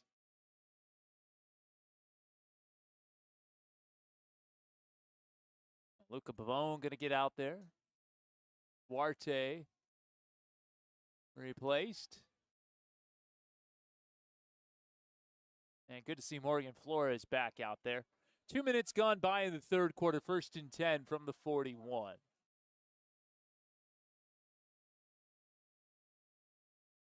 Handoff Flores has nice gain of about 4. Again, it takes a couple of Crusaders to corral him. Tyrone Jackson, one of the guys in on this stop, and 2nd and 6 from the 45. So far, so good on this drive for the Bells. Give their defense a nice long break, halftime, plus however long this drive lasts, which is already 2 minutes and 45 seconds. Here's Threet out of the gun, and Bavone in motion. Play action. Toss is caught by Fuqua, who's got the first down, well into Rearden territory and driven out of bounds by Lawson at the 35. It's a gain of 20, and it's another BCP first down. And Fuqua having himself a day in the passing game. His third catch for 48 yards. Bellarmine motions back into the pistol. 3 minutes gone by here in the third quarter. Green toss, Grizel bobbled it, catches it, and has a first down. That momentum just carrying him forward to the 29, a gain of 11. And the Bells moving down the field here. Grizel has his second catch. Parker Threet, 6 of 8 through the air, 71 yards. Good drive, third really good drive for the Bells tonight. Offense has not been the issue. Here's Flores picking his way back to about the line of scrimmage. It's a 29-yard line at 24. Sometimes I get messed up. I spatially don't recognize 5 yards, but they're going to give him 1. So it's 2nd and 9 from the 23, and now we have a stoppage. Referee, so never mind. And they say roll the clock.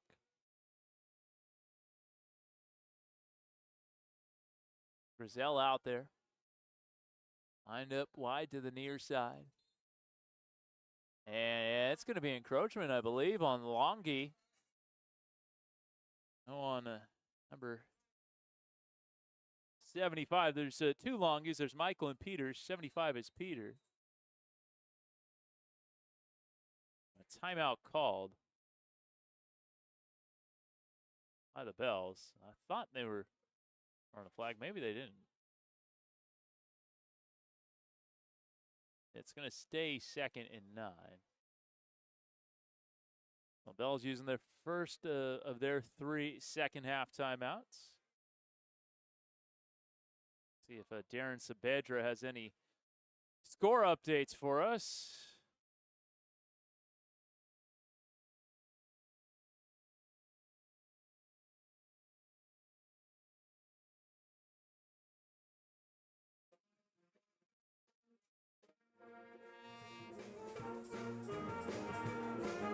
St. Francis had a 14-3 halftime lead over SI, scoring twice in the last 2 minutes of the second quarter. All right, here we go. 2nd and 9. Busted play. David Lee has 3 in his grasp, and that was going nowhere fast. You can tell that was not how that was supposed to go right from the start. And it's going to be a loss of 5 yards.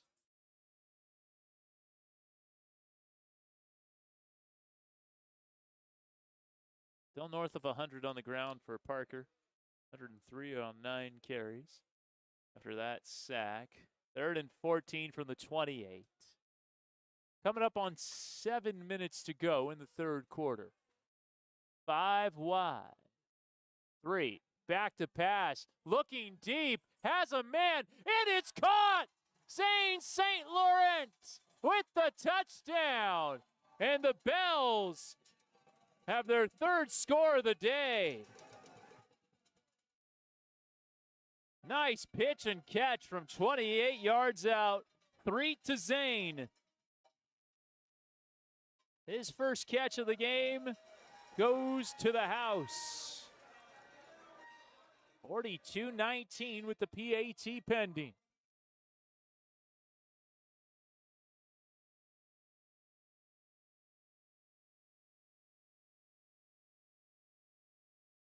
The extra point is good. 42-20. And so a great drive to start the first half.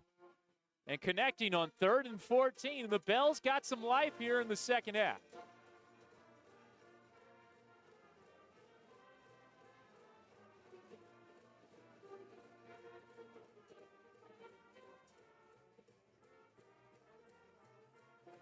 Now it's on the Bellarmine defense. If you don't include the kneel down with 1 second to go in the second quarter, which I don't, the Crusaders had 6 drives in the first half, and they scored 6 touchdowns. So the Bells need a stop in the worst of ways. Now, they forced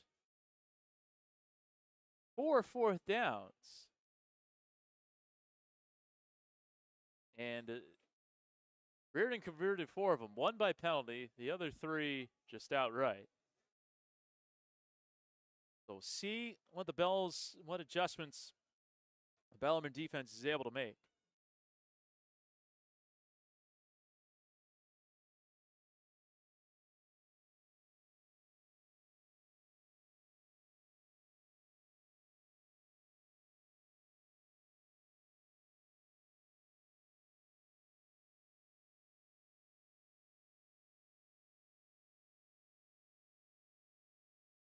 Tripp will boot it away.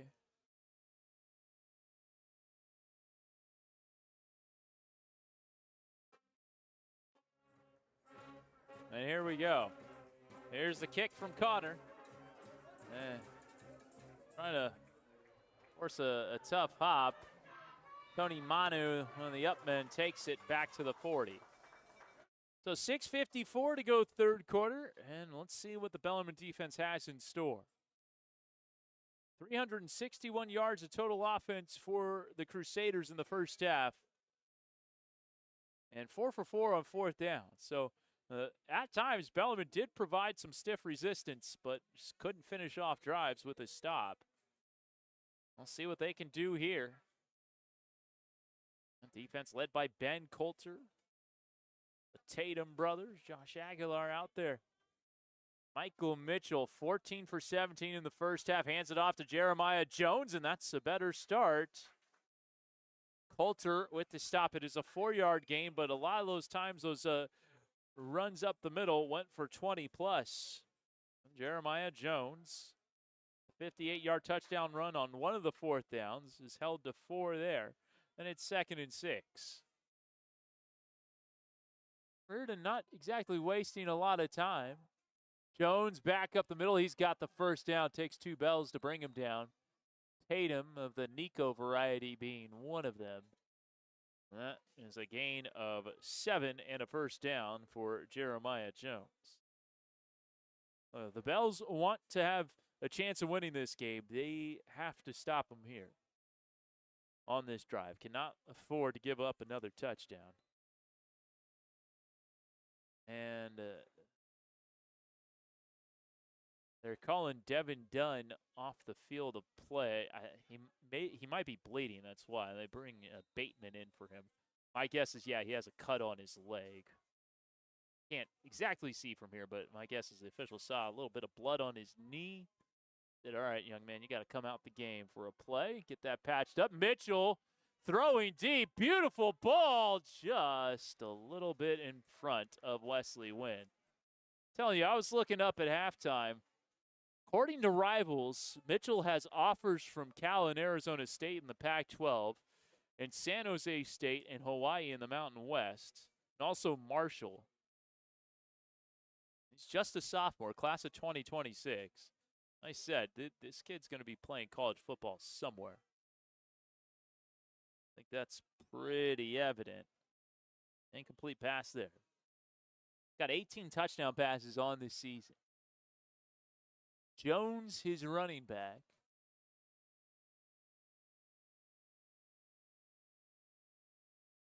Three receivers out to the far side. Spins out of the pocket. Throws downfield. And was that in bounds? Lawson, does he have the catch? Yeah, wow. What a throw, what a catch. Great awareness by Lawson to keep himself in bounds.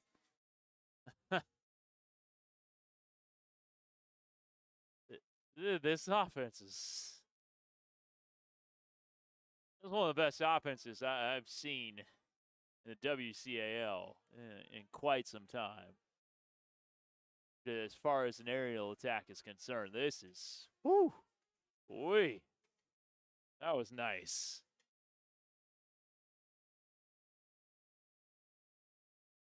Jones up the middle. Another big gain on first down. Staying ahead of the sticks before Noel Diaz drops him down inside the 20. They're going to place the ball at the 18 for a gain of 6 for Jeremiah Jones.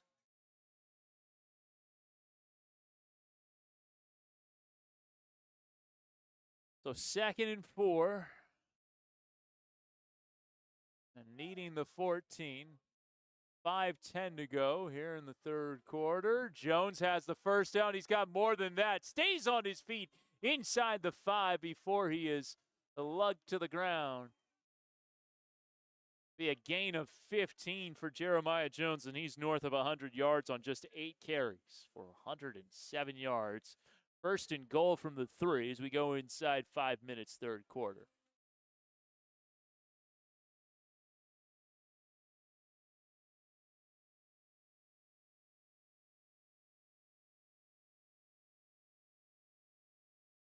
More of the same from Rearden to start the second half offensively. See if they can finish this off. Trips near side. Bring Nash in motion a little bit, and they got a touchdown. Wesley Wynn for the 3-yard pitch and catch. Dear Rubby Putty, look, he did a great job at Menlo Atherton. He is doing a bang-up job with the Crusaders here in his 2nd year. He was at MA for 4 years, went 38-15, 3 Pal Bay titles, 2 CCS titles, 2 NorCal titles, and 1 state title. Win his first touchdown grab. Kick is up, and the kick is good. It's 49-20 Rearden with 4:28 to go in the third quarter. That is the 4th touchdown pass for Michael Mitchell Jr.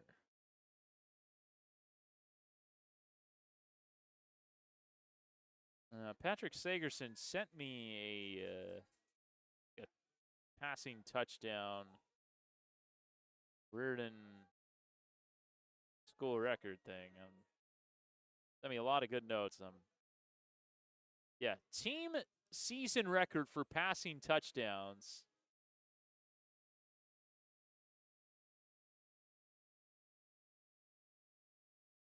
The best, if I am reading his notes correctly, is 18 in 1990 in a regular season.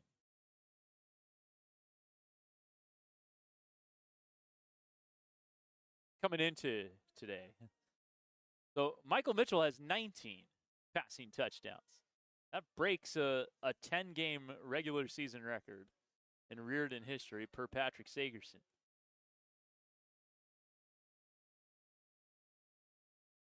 Yeah, they have 4 games to play after this. He is shattering school records.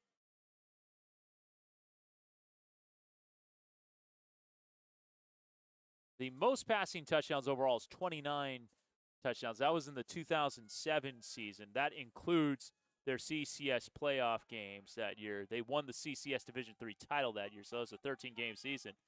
And Joe Fuqua with a nice return. Gets it up to the 36. We got 4:19 to go in the third quarter.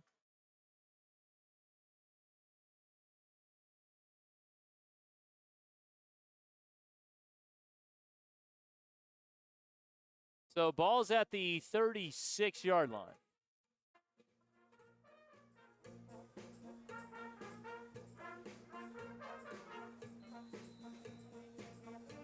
And the Bells will trot back out. Parker Threaton Company try to respond to that touchdown.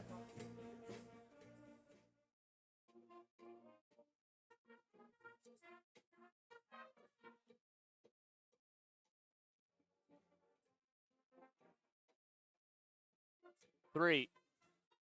St. Laurent wide open. They just weren't lined up right, Rearden. They just didn't have anyone covering him. A big gain for Zane after the 28-yard touchdown reception. Quick first down, and they got 16 yards there. No, 3's starting to rack up the yards offensively through the air. He's north of 100. Zane with 2 catches for 44 yards now. Look, the Bellarmine offense, I mean, they haven't kept pace with Riordan, but it's not like the McClymonds game where they got shut out 40-0 against the Mac High Warriors.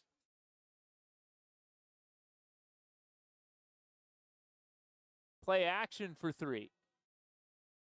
Thrown off his back foot, just getting it out of play. Pressure in his face provided by David Lee, but there's a flag down in the area of a personal foul, roughing the passer. Yeah, so 15-yard foul going against the Crusaders. A 4th penalty, amassing 40 yards in penalty yardage are the Bells from those 4 Rearden penalties. 3:45 to go in the 3rd quarter. Mathematically needing to score quick here to give yourself some sort of chance to get back in it. Well, the offense has been up to the task. This is going to move the football to the 33-yard line of Rearden. So they're doing their thing.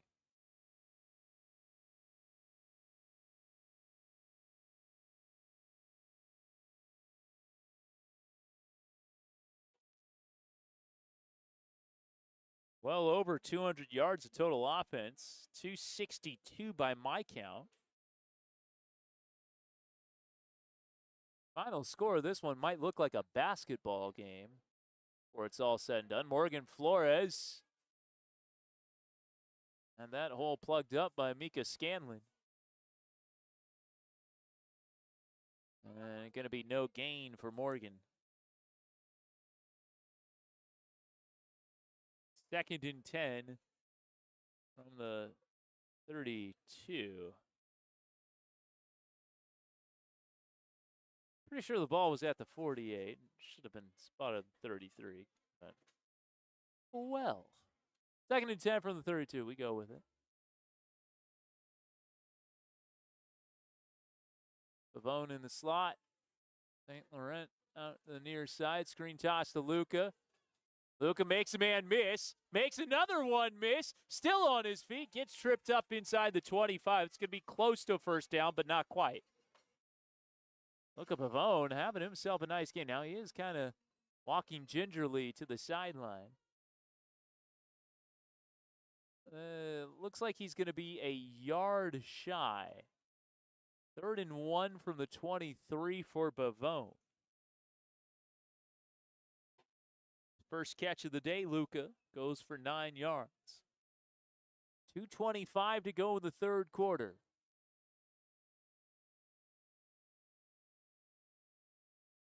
Play action. 3. Oh. A little bit behind Fuqua. Spun that one. Yeah. Maybe a little too much heat on that fastball.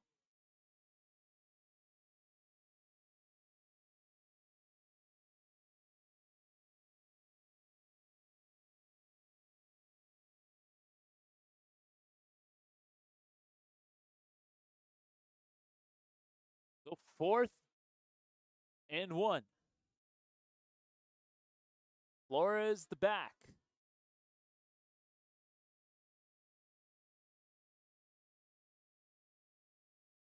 Handoff. Flores has the first down easily and then some, still on his feet. Takes it inside the 15 to the 14. It's a 9-yard gain for Morgan Flores. Again, another decent gainer for Flores. He's got 56 yards on the ground. And this is a Bellarmine team dealing with some guys in that backfield who are unavailable today, like Aris McKeever, and the 113-yard game, I should say. in the season opening win over Menlo Atherton. Flores doing a nice job. St. Laurent lined up near side. Play action, looking that way. It's a screen toss. It's Fuqua. And Joe takes it inside the 10 to the 9. It's a gain of 5 for Fuqua. Fourth catch for 53 yards unofficially for Fuqua.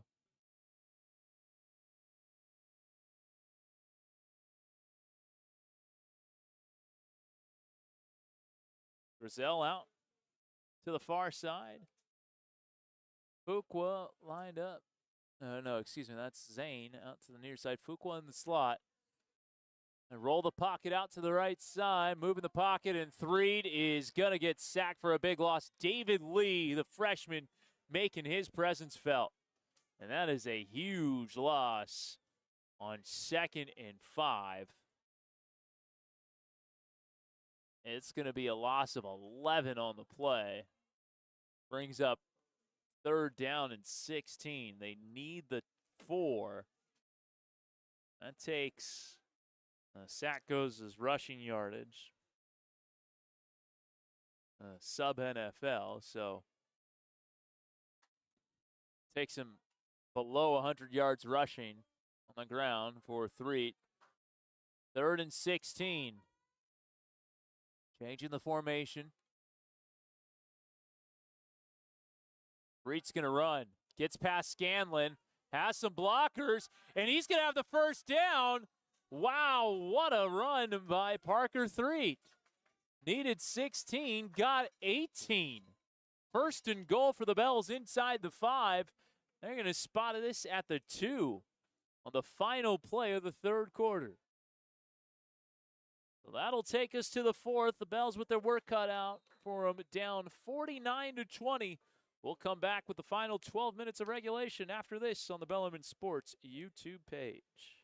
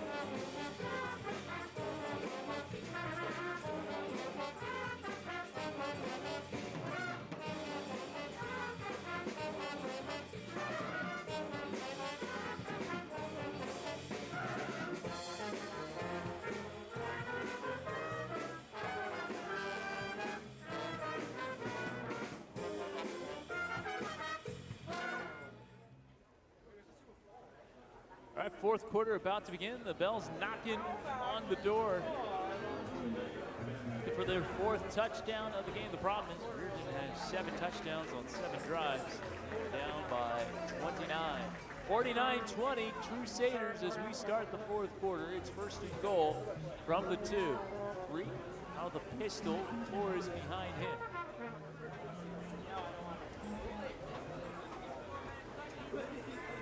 Give is to Flores, surging to the end zone. He did not get there. Just shy of the goal line. It'll be a gain of 1, 2nd and goal from the 1.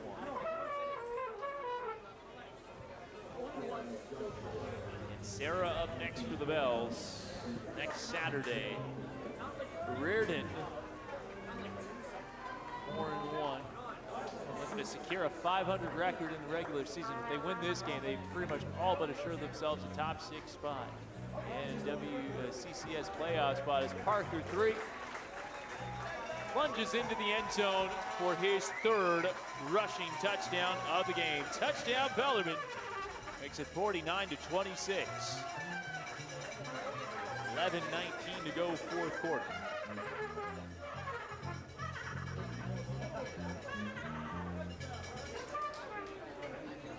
Up after this for the Crusaders, they host Mitty, then they're at Sarah on the 21st. Then at St. Francis and at Sacred Heart Cathedral. So they finish with 3 away games. Trip comes on for the extra point.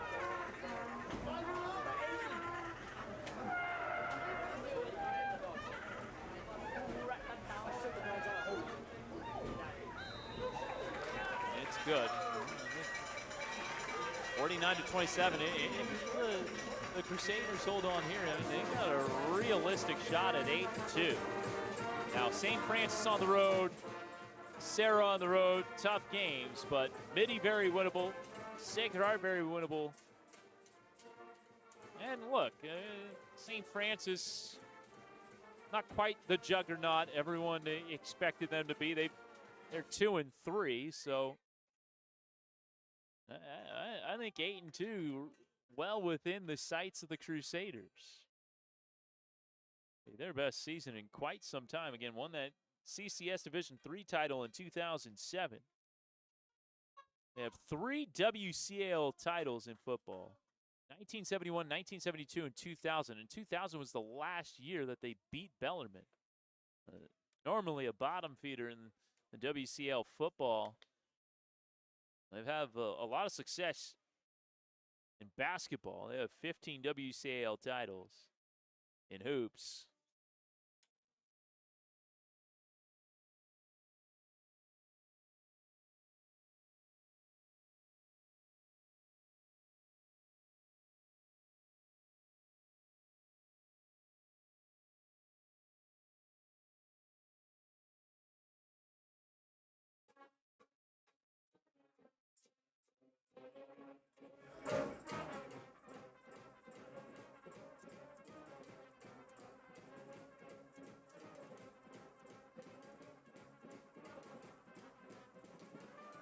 Oh, here's the kickoff.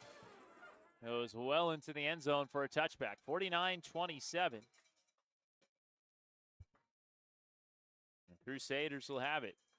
A challenge for the Bellarmine defense. Get a stop. Well, there is still time on the clock. The crazier things have happened. But Rearden has gone 7 for 7.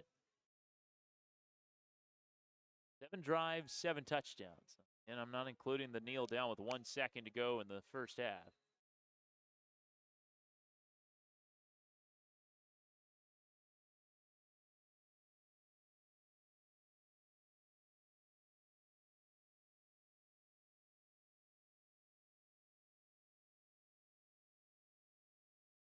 Here we go. Handoff Charlie Johnson making some guys miss. He gets to the outside. He's got a big run, staying in bounds. Finally taken out of play by Josh Aguilar. And Johnson's, I thought he was hurt at first. Thankfully not. A big gain for Charlie Johnson, who's had a lot of those today. They're going to spot the ball in plus territory. It is a 32-yard run for Charlie Johnson. Just this defense can't get much momentum as Rearden has 2 100-yard rushers in this game. On just 17 combined rushes, they have 220 yards, 107 yards on 8 carries for Jones, 113 yards on 9 carries for Johnson. It's 1st and 10 from the 48 of Bellarmine. Johnson's still the running back.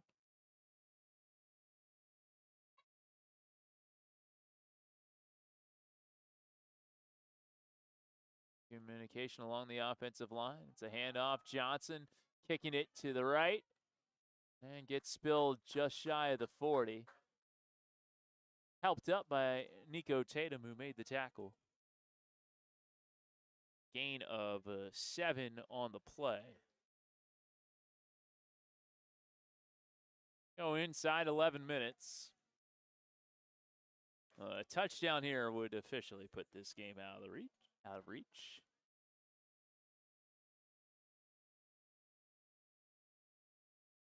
Tony Manu's going to get a snap at running back here. Bigger kid, plays some linebacker for the Crusaders. Number 8, next to number 9, Michael Mitchell Jr., the sophomore sensation. Could go down as the best quarterback in program history by just numbers. And just a sophomore as Manu takes it to the 39. It's a gain of 2 for Manu on his first carry of the game. Brings up a 3rd and 1. 9:57 to go. Jacob Tatum checking in for Will Halapua. Had some nice games recently defensively from a tackle perspective. So here we go. 3rd and 1. Dubrenny into the game as a wideout on the far side. Here's the Crusaders sideline. Handoff Manu. Manu stays on his feet. Looks like he has the first down. Maybe not. No, you know what? He's going to be just shy. Bellarmine defense forcing a 4th and short. And Rearden, by my count, 4 for 4 on 4th downs today. Now, are they going to say they're going to measure this? Let's just see just how close it is. And it looks to be a couple of chain links short. And it is 4th down. So Bellarmine's defense has a chance to get off the field. They're going to need a TFL here, basically. Tackle for loss. They get the stop here. And they've moved the football well enough. I'll give them an outside shot. This won't be easy. That's for sure.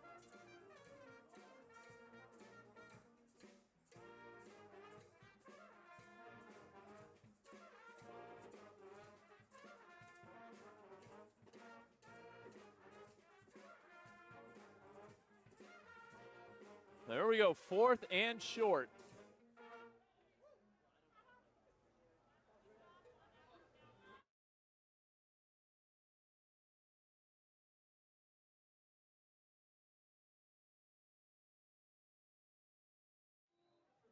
Clock running down, 9:12 to go in the 4th. Manu, the running back, needing just inches. He gets it, and he has the first down. Just lowered the shoulder into Nico Tatum. Tatum the tackle, but not before the first down was gained by Tony Manu. A gain of 3 on the play for Manu, needed just probably 6 inches or something like that. 3 carries for 5 yards for Manu on this drive for the Crusaders. It's 1st and 10 from the Bellarmine 36. Win in motion, back to pass is Mitchell, flushed out of the pocket, looking downfield, he's going to keep it. And Mitchell on his first scamper is going to get almost a first down, probably about 9 yards. For Mitchell, and it'll be just that. So showing some mobility as well, in addition to a fantastic arm. 5'10", 175 pounds. Still not done growing as a sophomore in high school. See him grow 3 or 4 inches.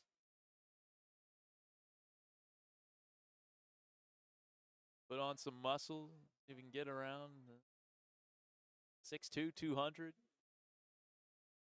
He's got the tools. If he can grow into his body, really become a real deal prospect. Again, already, according to Rivals, offers from Arizona State and Cal, but a fumbled snap. Rearden does get it to Poe, the offensive lineman. is able to pick it up and try to gain some yards. They are going to lose some yardage on that play because of the fumble.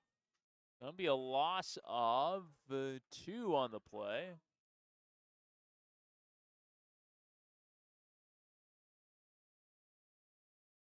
And brings up 3rd and 4. Bells need to keep the Crusaders to 3 yards over the next 2 plays.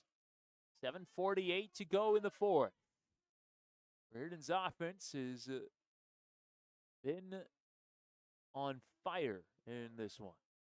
They have not made many mistakes. Fumble being one of the lone ones. Pitch and catch to Judge Nash. He's got the first down. Tackled by Declan Tejada. 9-yard gain on the play.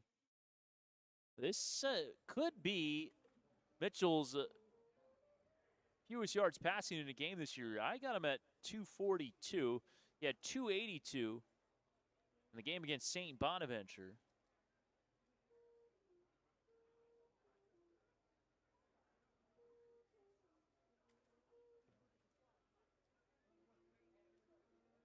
Got 4 touchdown passes today.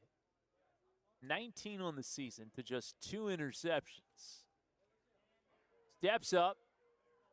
Kind of a sidearm throw, finding Sinai Thomas, who's looking for the edge, and he's going to get into the end zone. Impressive catch and run into the end zone for a touchdown for Sinai Thomas. 5th passing touchdown of the night for Michael Mitchell Jr. as they are putting it on the Bells. Their 8th touchdown in 8 drives. That one, 21 yards to Sinai Thomas. His 2nd touchdown of the game. He has 2 catches. He has 2 touchdowns.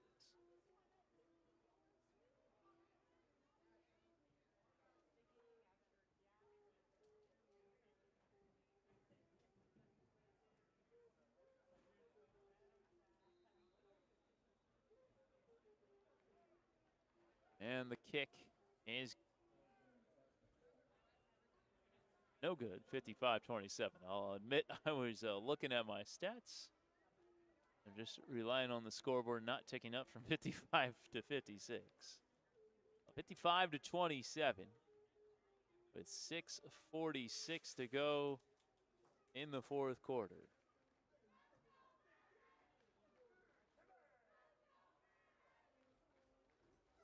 I'm trying to think of a game where I've seen a team score a touchdown on every drive. I cannot think of one.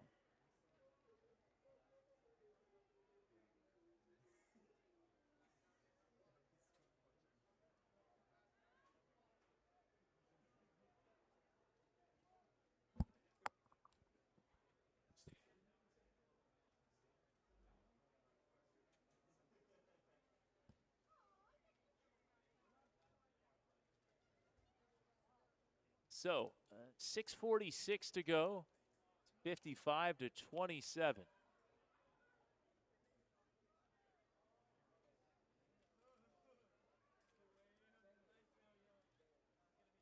Mercurio will boot it away.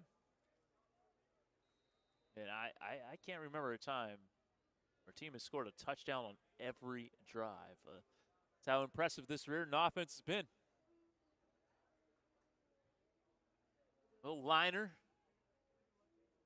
Returned by the Bells. Turned by Zane. St. Laurent looking to get to the outside. Spun down at the 35. Is taking Santana Ortiz for a ride. He's the backup quarterback, Ortiz, also an outside linebacker. They get it up to the 35, and that's where the Bells will start this drive.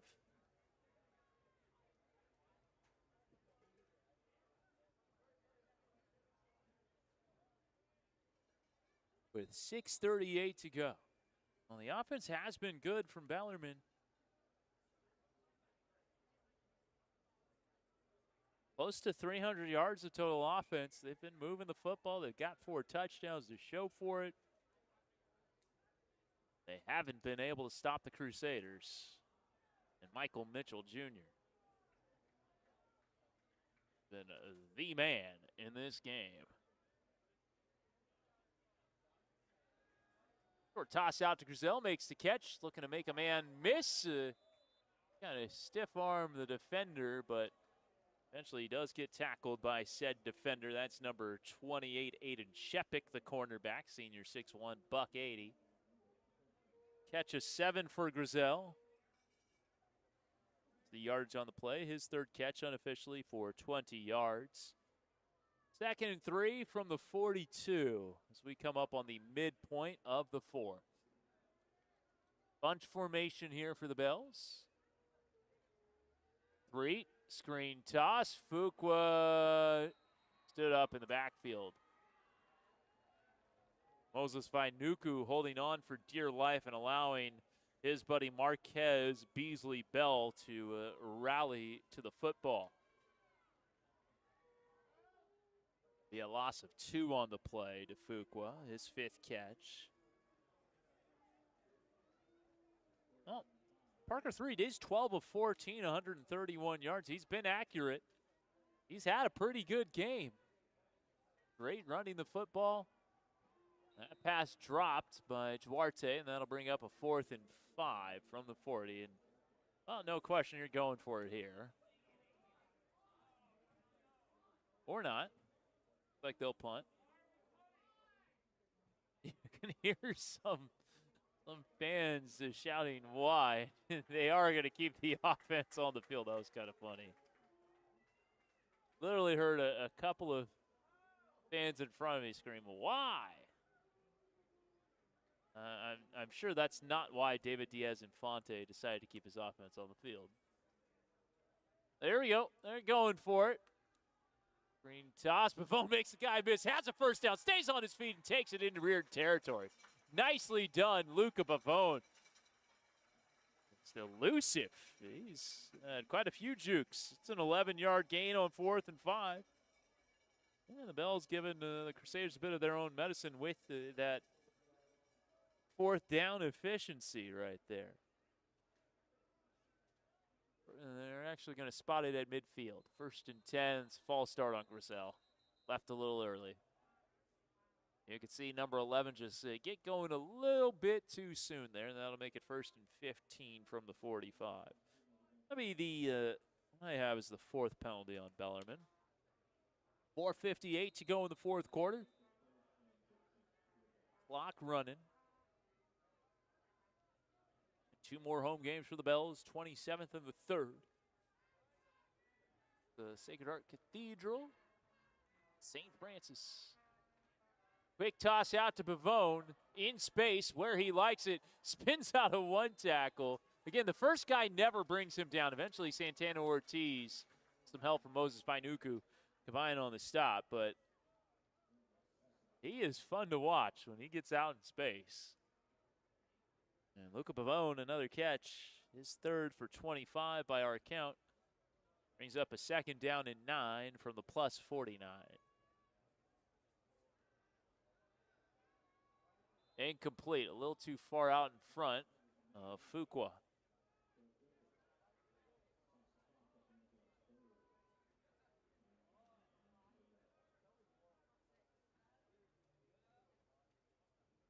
So I got Parker 3, 14 of 18 for a buck 47 through the air unofficially. 3rd and 9 from the 49, 4:11 to go.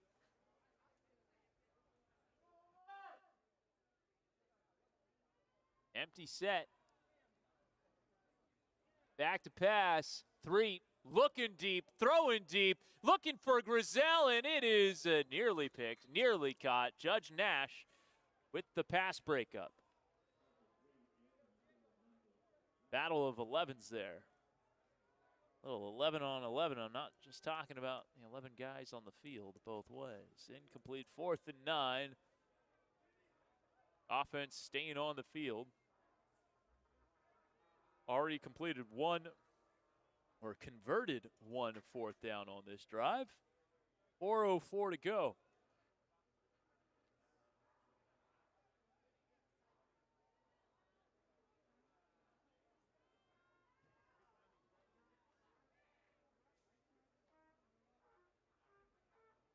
Pavone in motion. Pressure up the middle. 3. Looking downfield. Throws. Has a man. It's caught by Zane St. Laurent. He's got the touchdown. 3 to Zane. 49 yards. And it's another touchdown for the Bells. 55 to 33.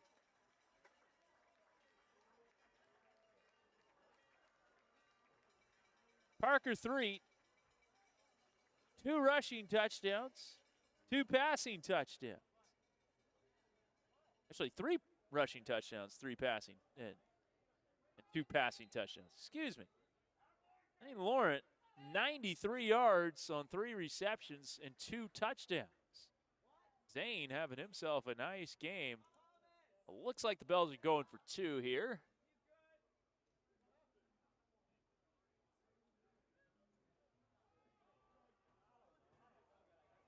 I think they have 10 guys on the field.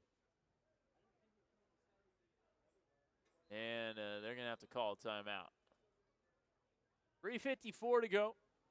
55 to 33. Make sure they have the right personnel out on the field. All right, let's take another scroll of the old Darren Saavedra Twitter feed and see if we can get some scores for you. Got a final San Ramon Valley 35-7 winners over Clayton Valley. It's not a WCAL score. Yeah, let's see. Glenn Reeves is at the St. Francis SI game, and 4:47 to go in the 4th quarter. It's 21-6 St. Francis. All right, so the Bells going for 2. Trying to make this 55-35. Reed, now the pistol. Nolan Keith, the center. And again, it's Grizel. He's going to walk into the end zone, or he could have walked into the end zone. He sprinted in. Great misdirection play. That worked once in the first half. And 55-35. So the Bells, again, they're not getting blown out of this game. Their offense has made it respectable. The defense has not been able to contain this Crusader assault. And again, this is where your defense, you got to play with pride here. You don't want to have a game where you give up a touchdown on every drive. So this is a chance for defense to make a little statement here. Provide some resistance. Again, I believe it's 5 for 5 on 4th down that Rearden is.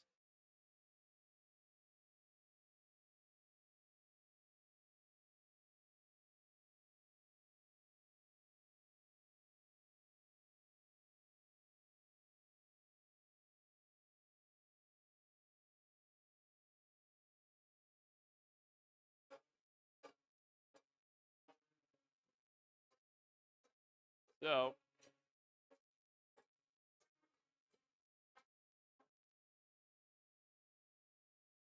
it's a quick, I'm not going to quite boot this away yet.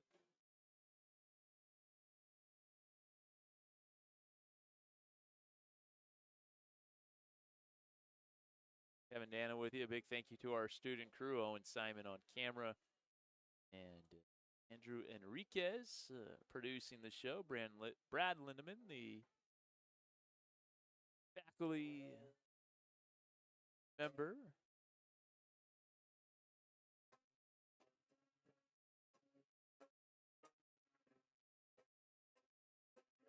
Just about ready to boot it away is Connor Tripp.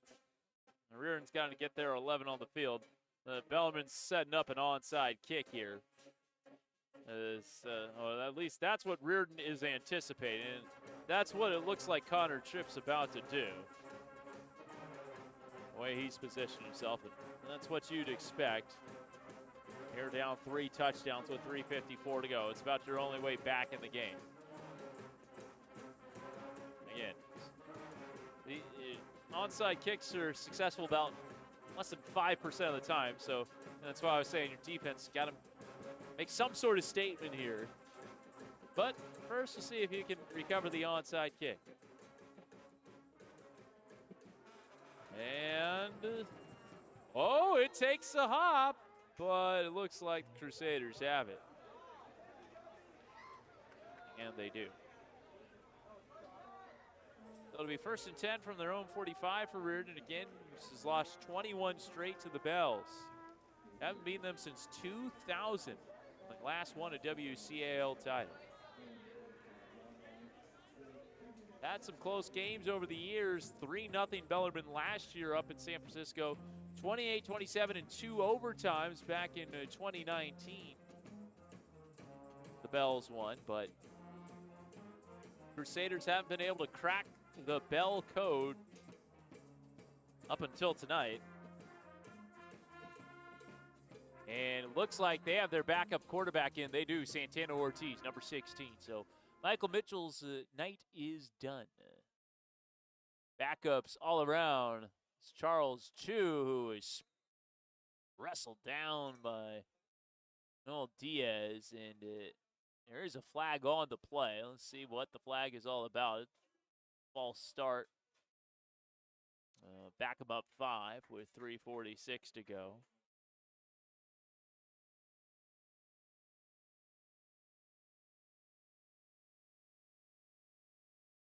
So inside 3:45 as the clock's moving now. 1st and 15 from the 40. David Diaz-Infante in his first year, again, taking this program over during the summer. And basically had 12 weeks from when he got the job to when the season started. So it was a crash course, he was telling me earlier this year. But proud of the group he has. Proud of the heart they've shown. Henry Clark into the backfield, stopping Chu for a loss. A loss of 3 on the play. So even though this is the backups that are in, still get a little bit of positive juju going by get a stop against the second stream to end the game. It's 2nd and 18 from the 37. 2.5 to play. Ortiz out of the gun.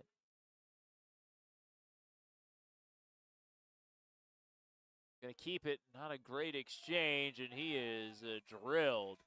Coulter and Jacob Tatum combining on the stop. That's going to be a loss of 4 on the play for Ortiz. Bellarmine again, just 1 timeout. 2 minutes to go. Actually going to be a loss of 3, I should say. Let's go Rearden chant going. The other sideline, other bleachers across the way.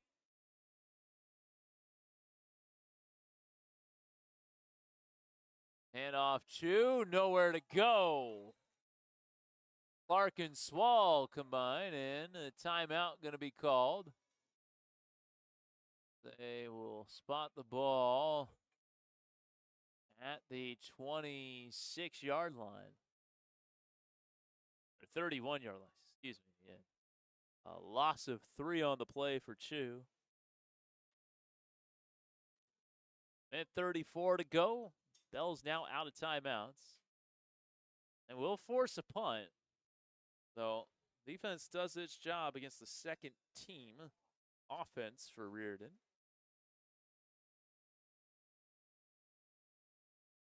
Second highest scoring game of the season for Rearden. They put up 60 earlier this season. A 60-29 win over Moreau Catholic in Hayward. Mitchell had 303 passing yards and 3 touchdowns. Their first string running back, they actually haven't had today. Bob Green telling me, really, their first string guy is a freshman. Number 31, Isitolo Tunamusu.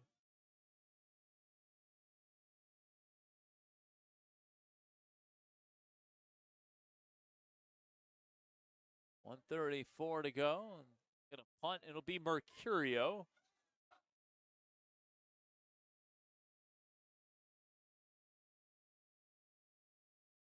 There's some commotion in front of us.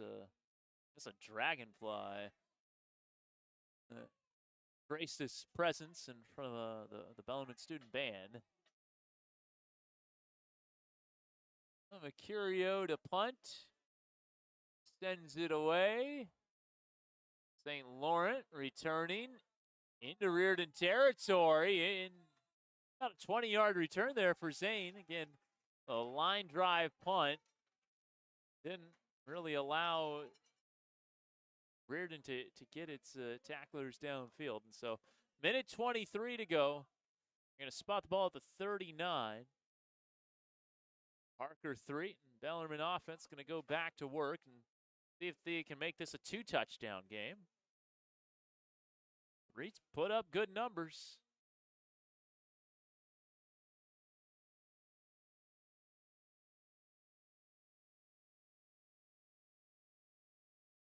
There we go. Back to pass. It's caught by Fuqua. Stands up one Crusader and gets to the 26 for a gain of 13. So that puts Threet north of 200 yards passing. And Fuqua up to 64 yards receiving by our account. Clock running, a minute 12 to go. From the 26. Throwing, caught, Griselle, touchdown. Parker Threet, what a throw. 25-yard touchdown pass from Threet to Griselle. Griselle with his first touchdown reception of the game. And the Bells, look, they're mathematically not out of this. Now, a lot needs to happen. They need to recover an onside kick, score a touchdown, recover another onside kick, and score another touchdown.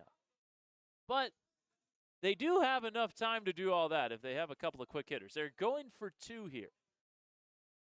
Trying to make this 55-43. Threet just going to run. The scampers in the end zone. Flag is down. Couple of flags thrown.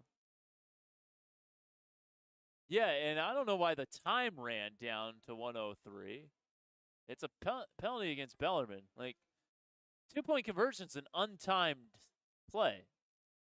Went from 105 to 103. We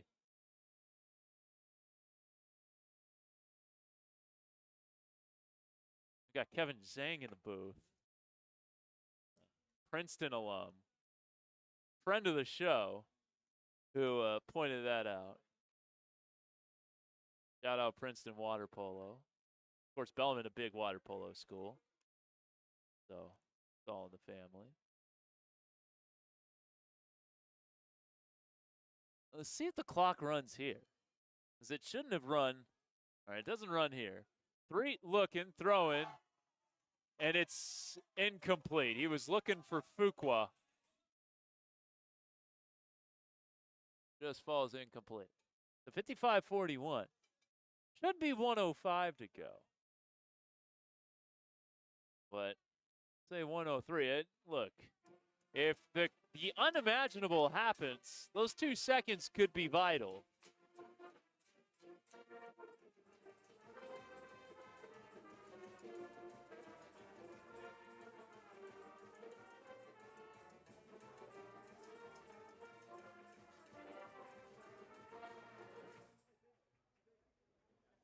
So, look, they almost recovered the last onside kick.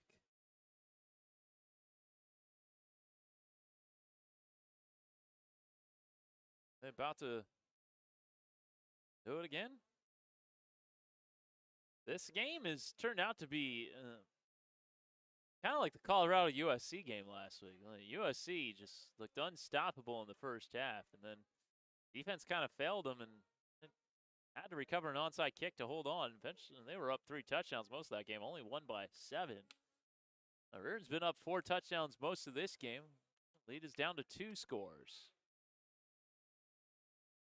If they return if they recover this onside kick, the game's about to get interesting. And this is a play that I think works like 4% of the time at the NFL level. Kick it to the short side, and Judge Nash handles that. And that, my friends, will be that. Just got to kneel on it twice, and that'll do it.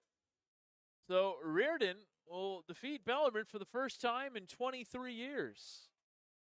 Their 9th win all-time in 72 tries against the Bells. Series history historically dominated by the San Jose squad, but San Francisco's Riordan Crusaders has something to say about that tonight. And really the story, and if you've been watching Riordan, this is no surprise to you. Michael Mitchell Jr. is really good at football. This kid went to work. Got for 263 passing yards with 5 touchdown passes. Santana Ortiz going to take a couple of knees.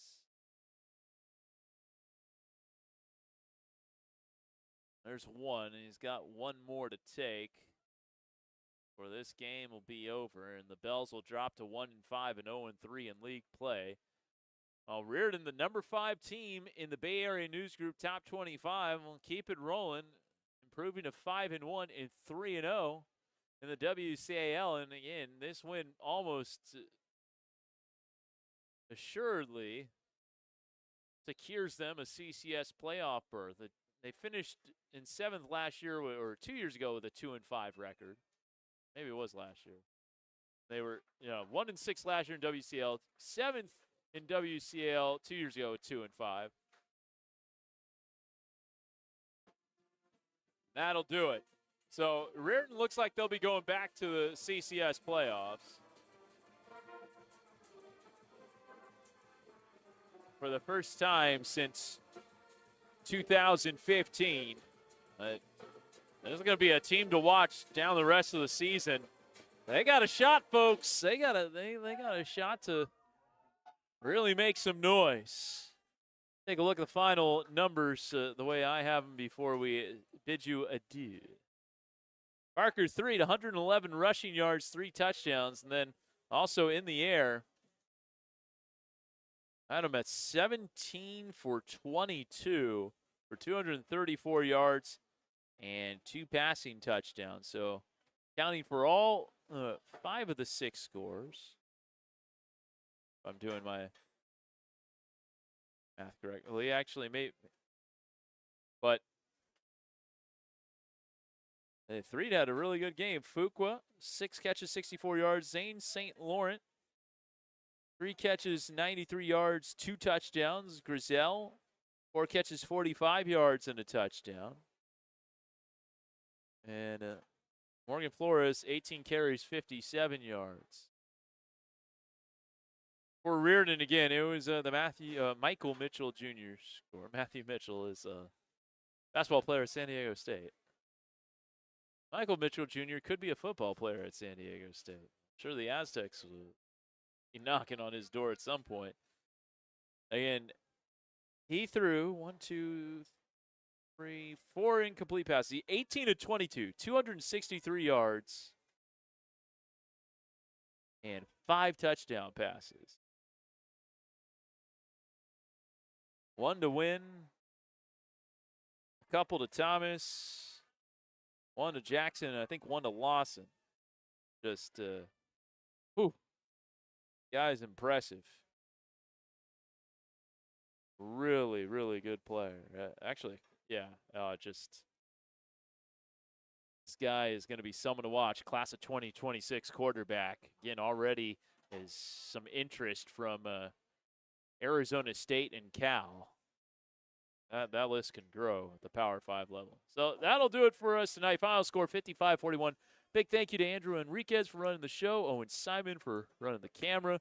For Brad Lindeman, our faculty representative, I'm Kevin Dana, class of 2005, saying adios Bellarmine drops this one 55-41. The Bells will be at Sarah next week. Try to take down the #1 team in the Bay Area News Group Top 25. Have a good evening, everyone. Peace.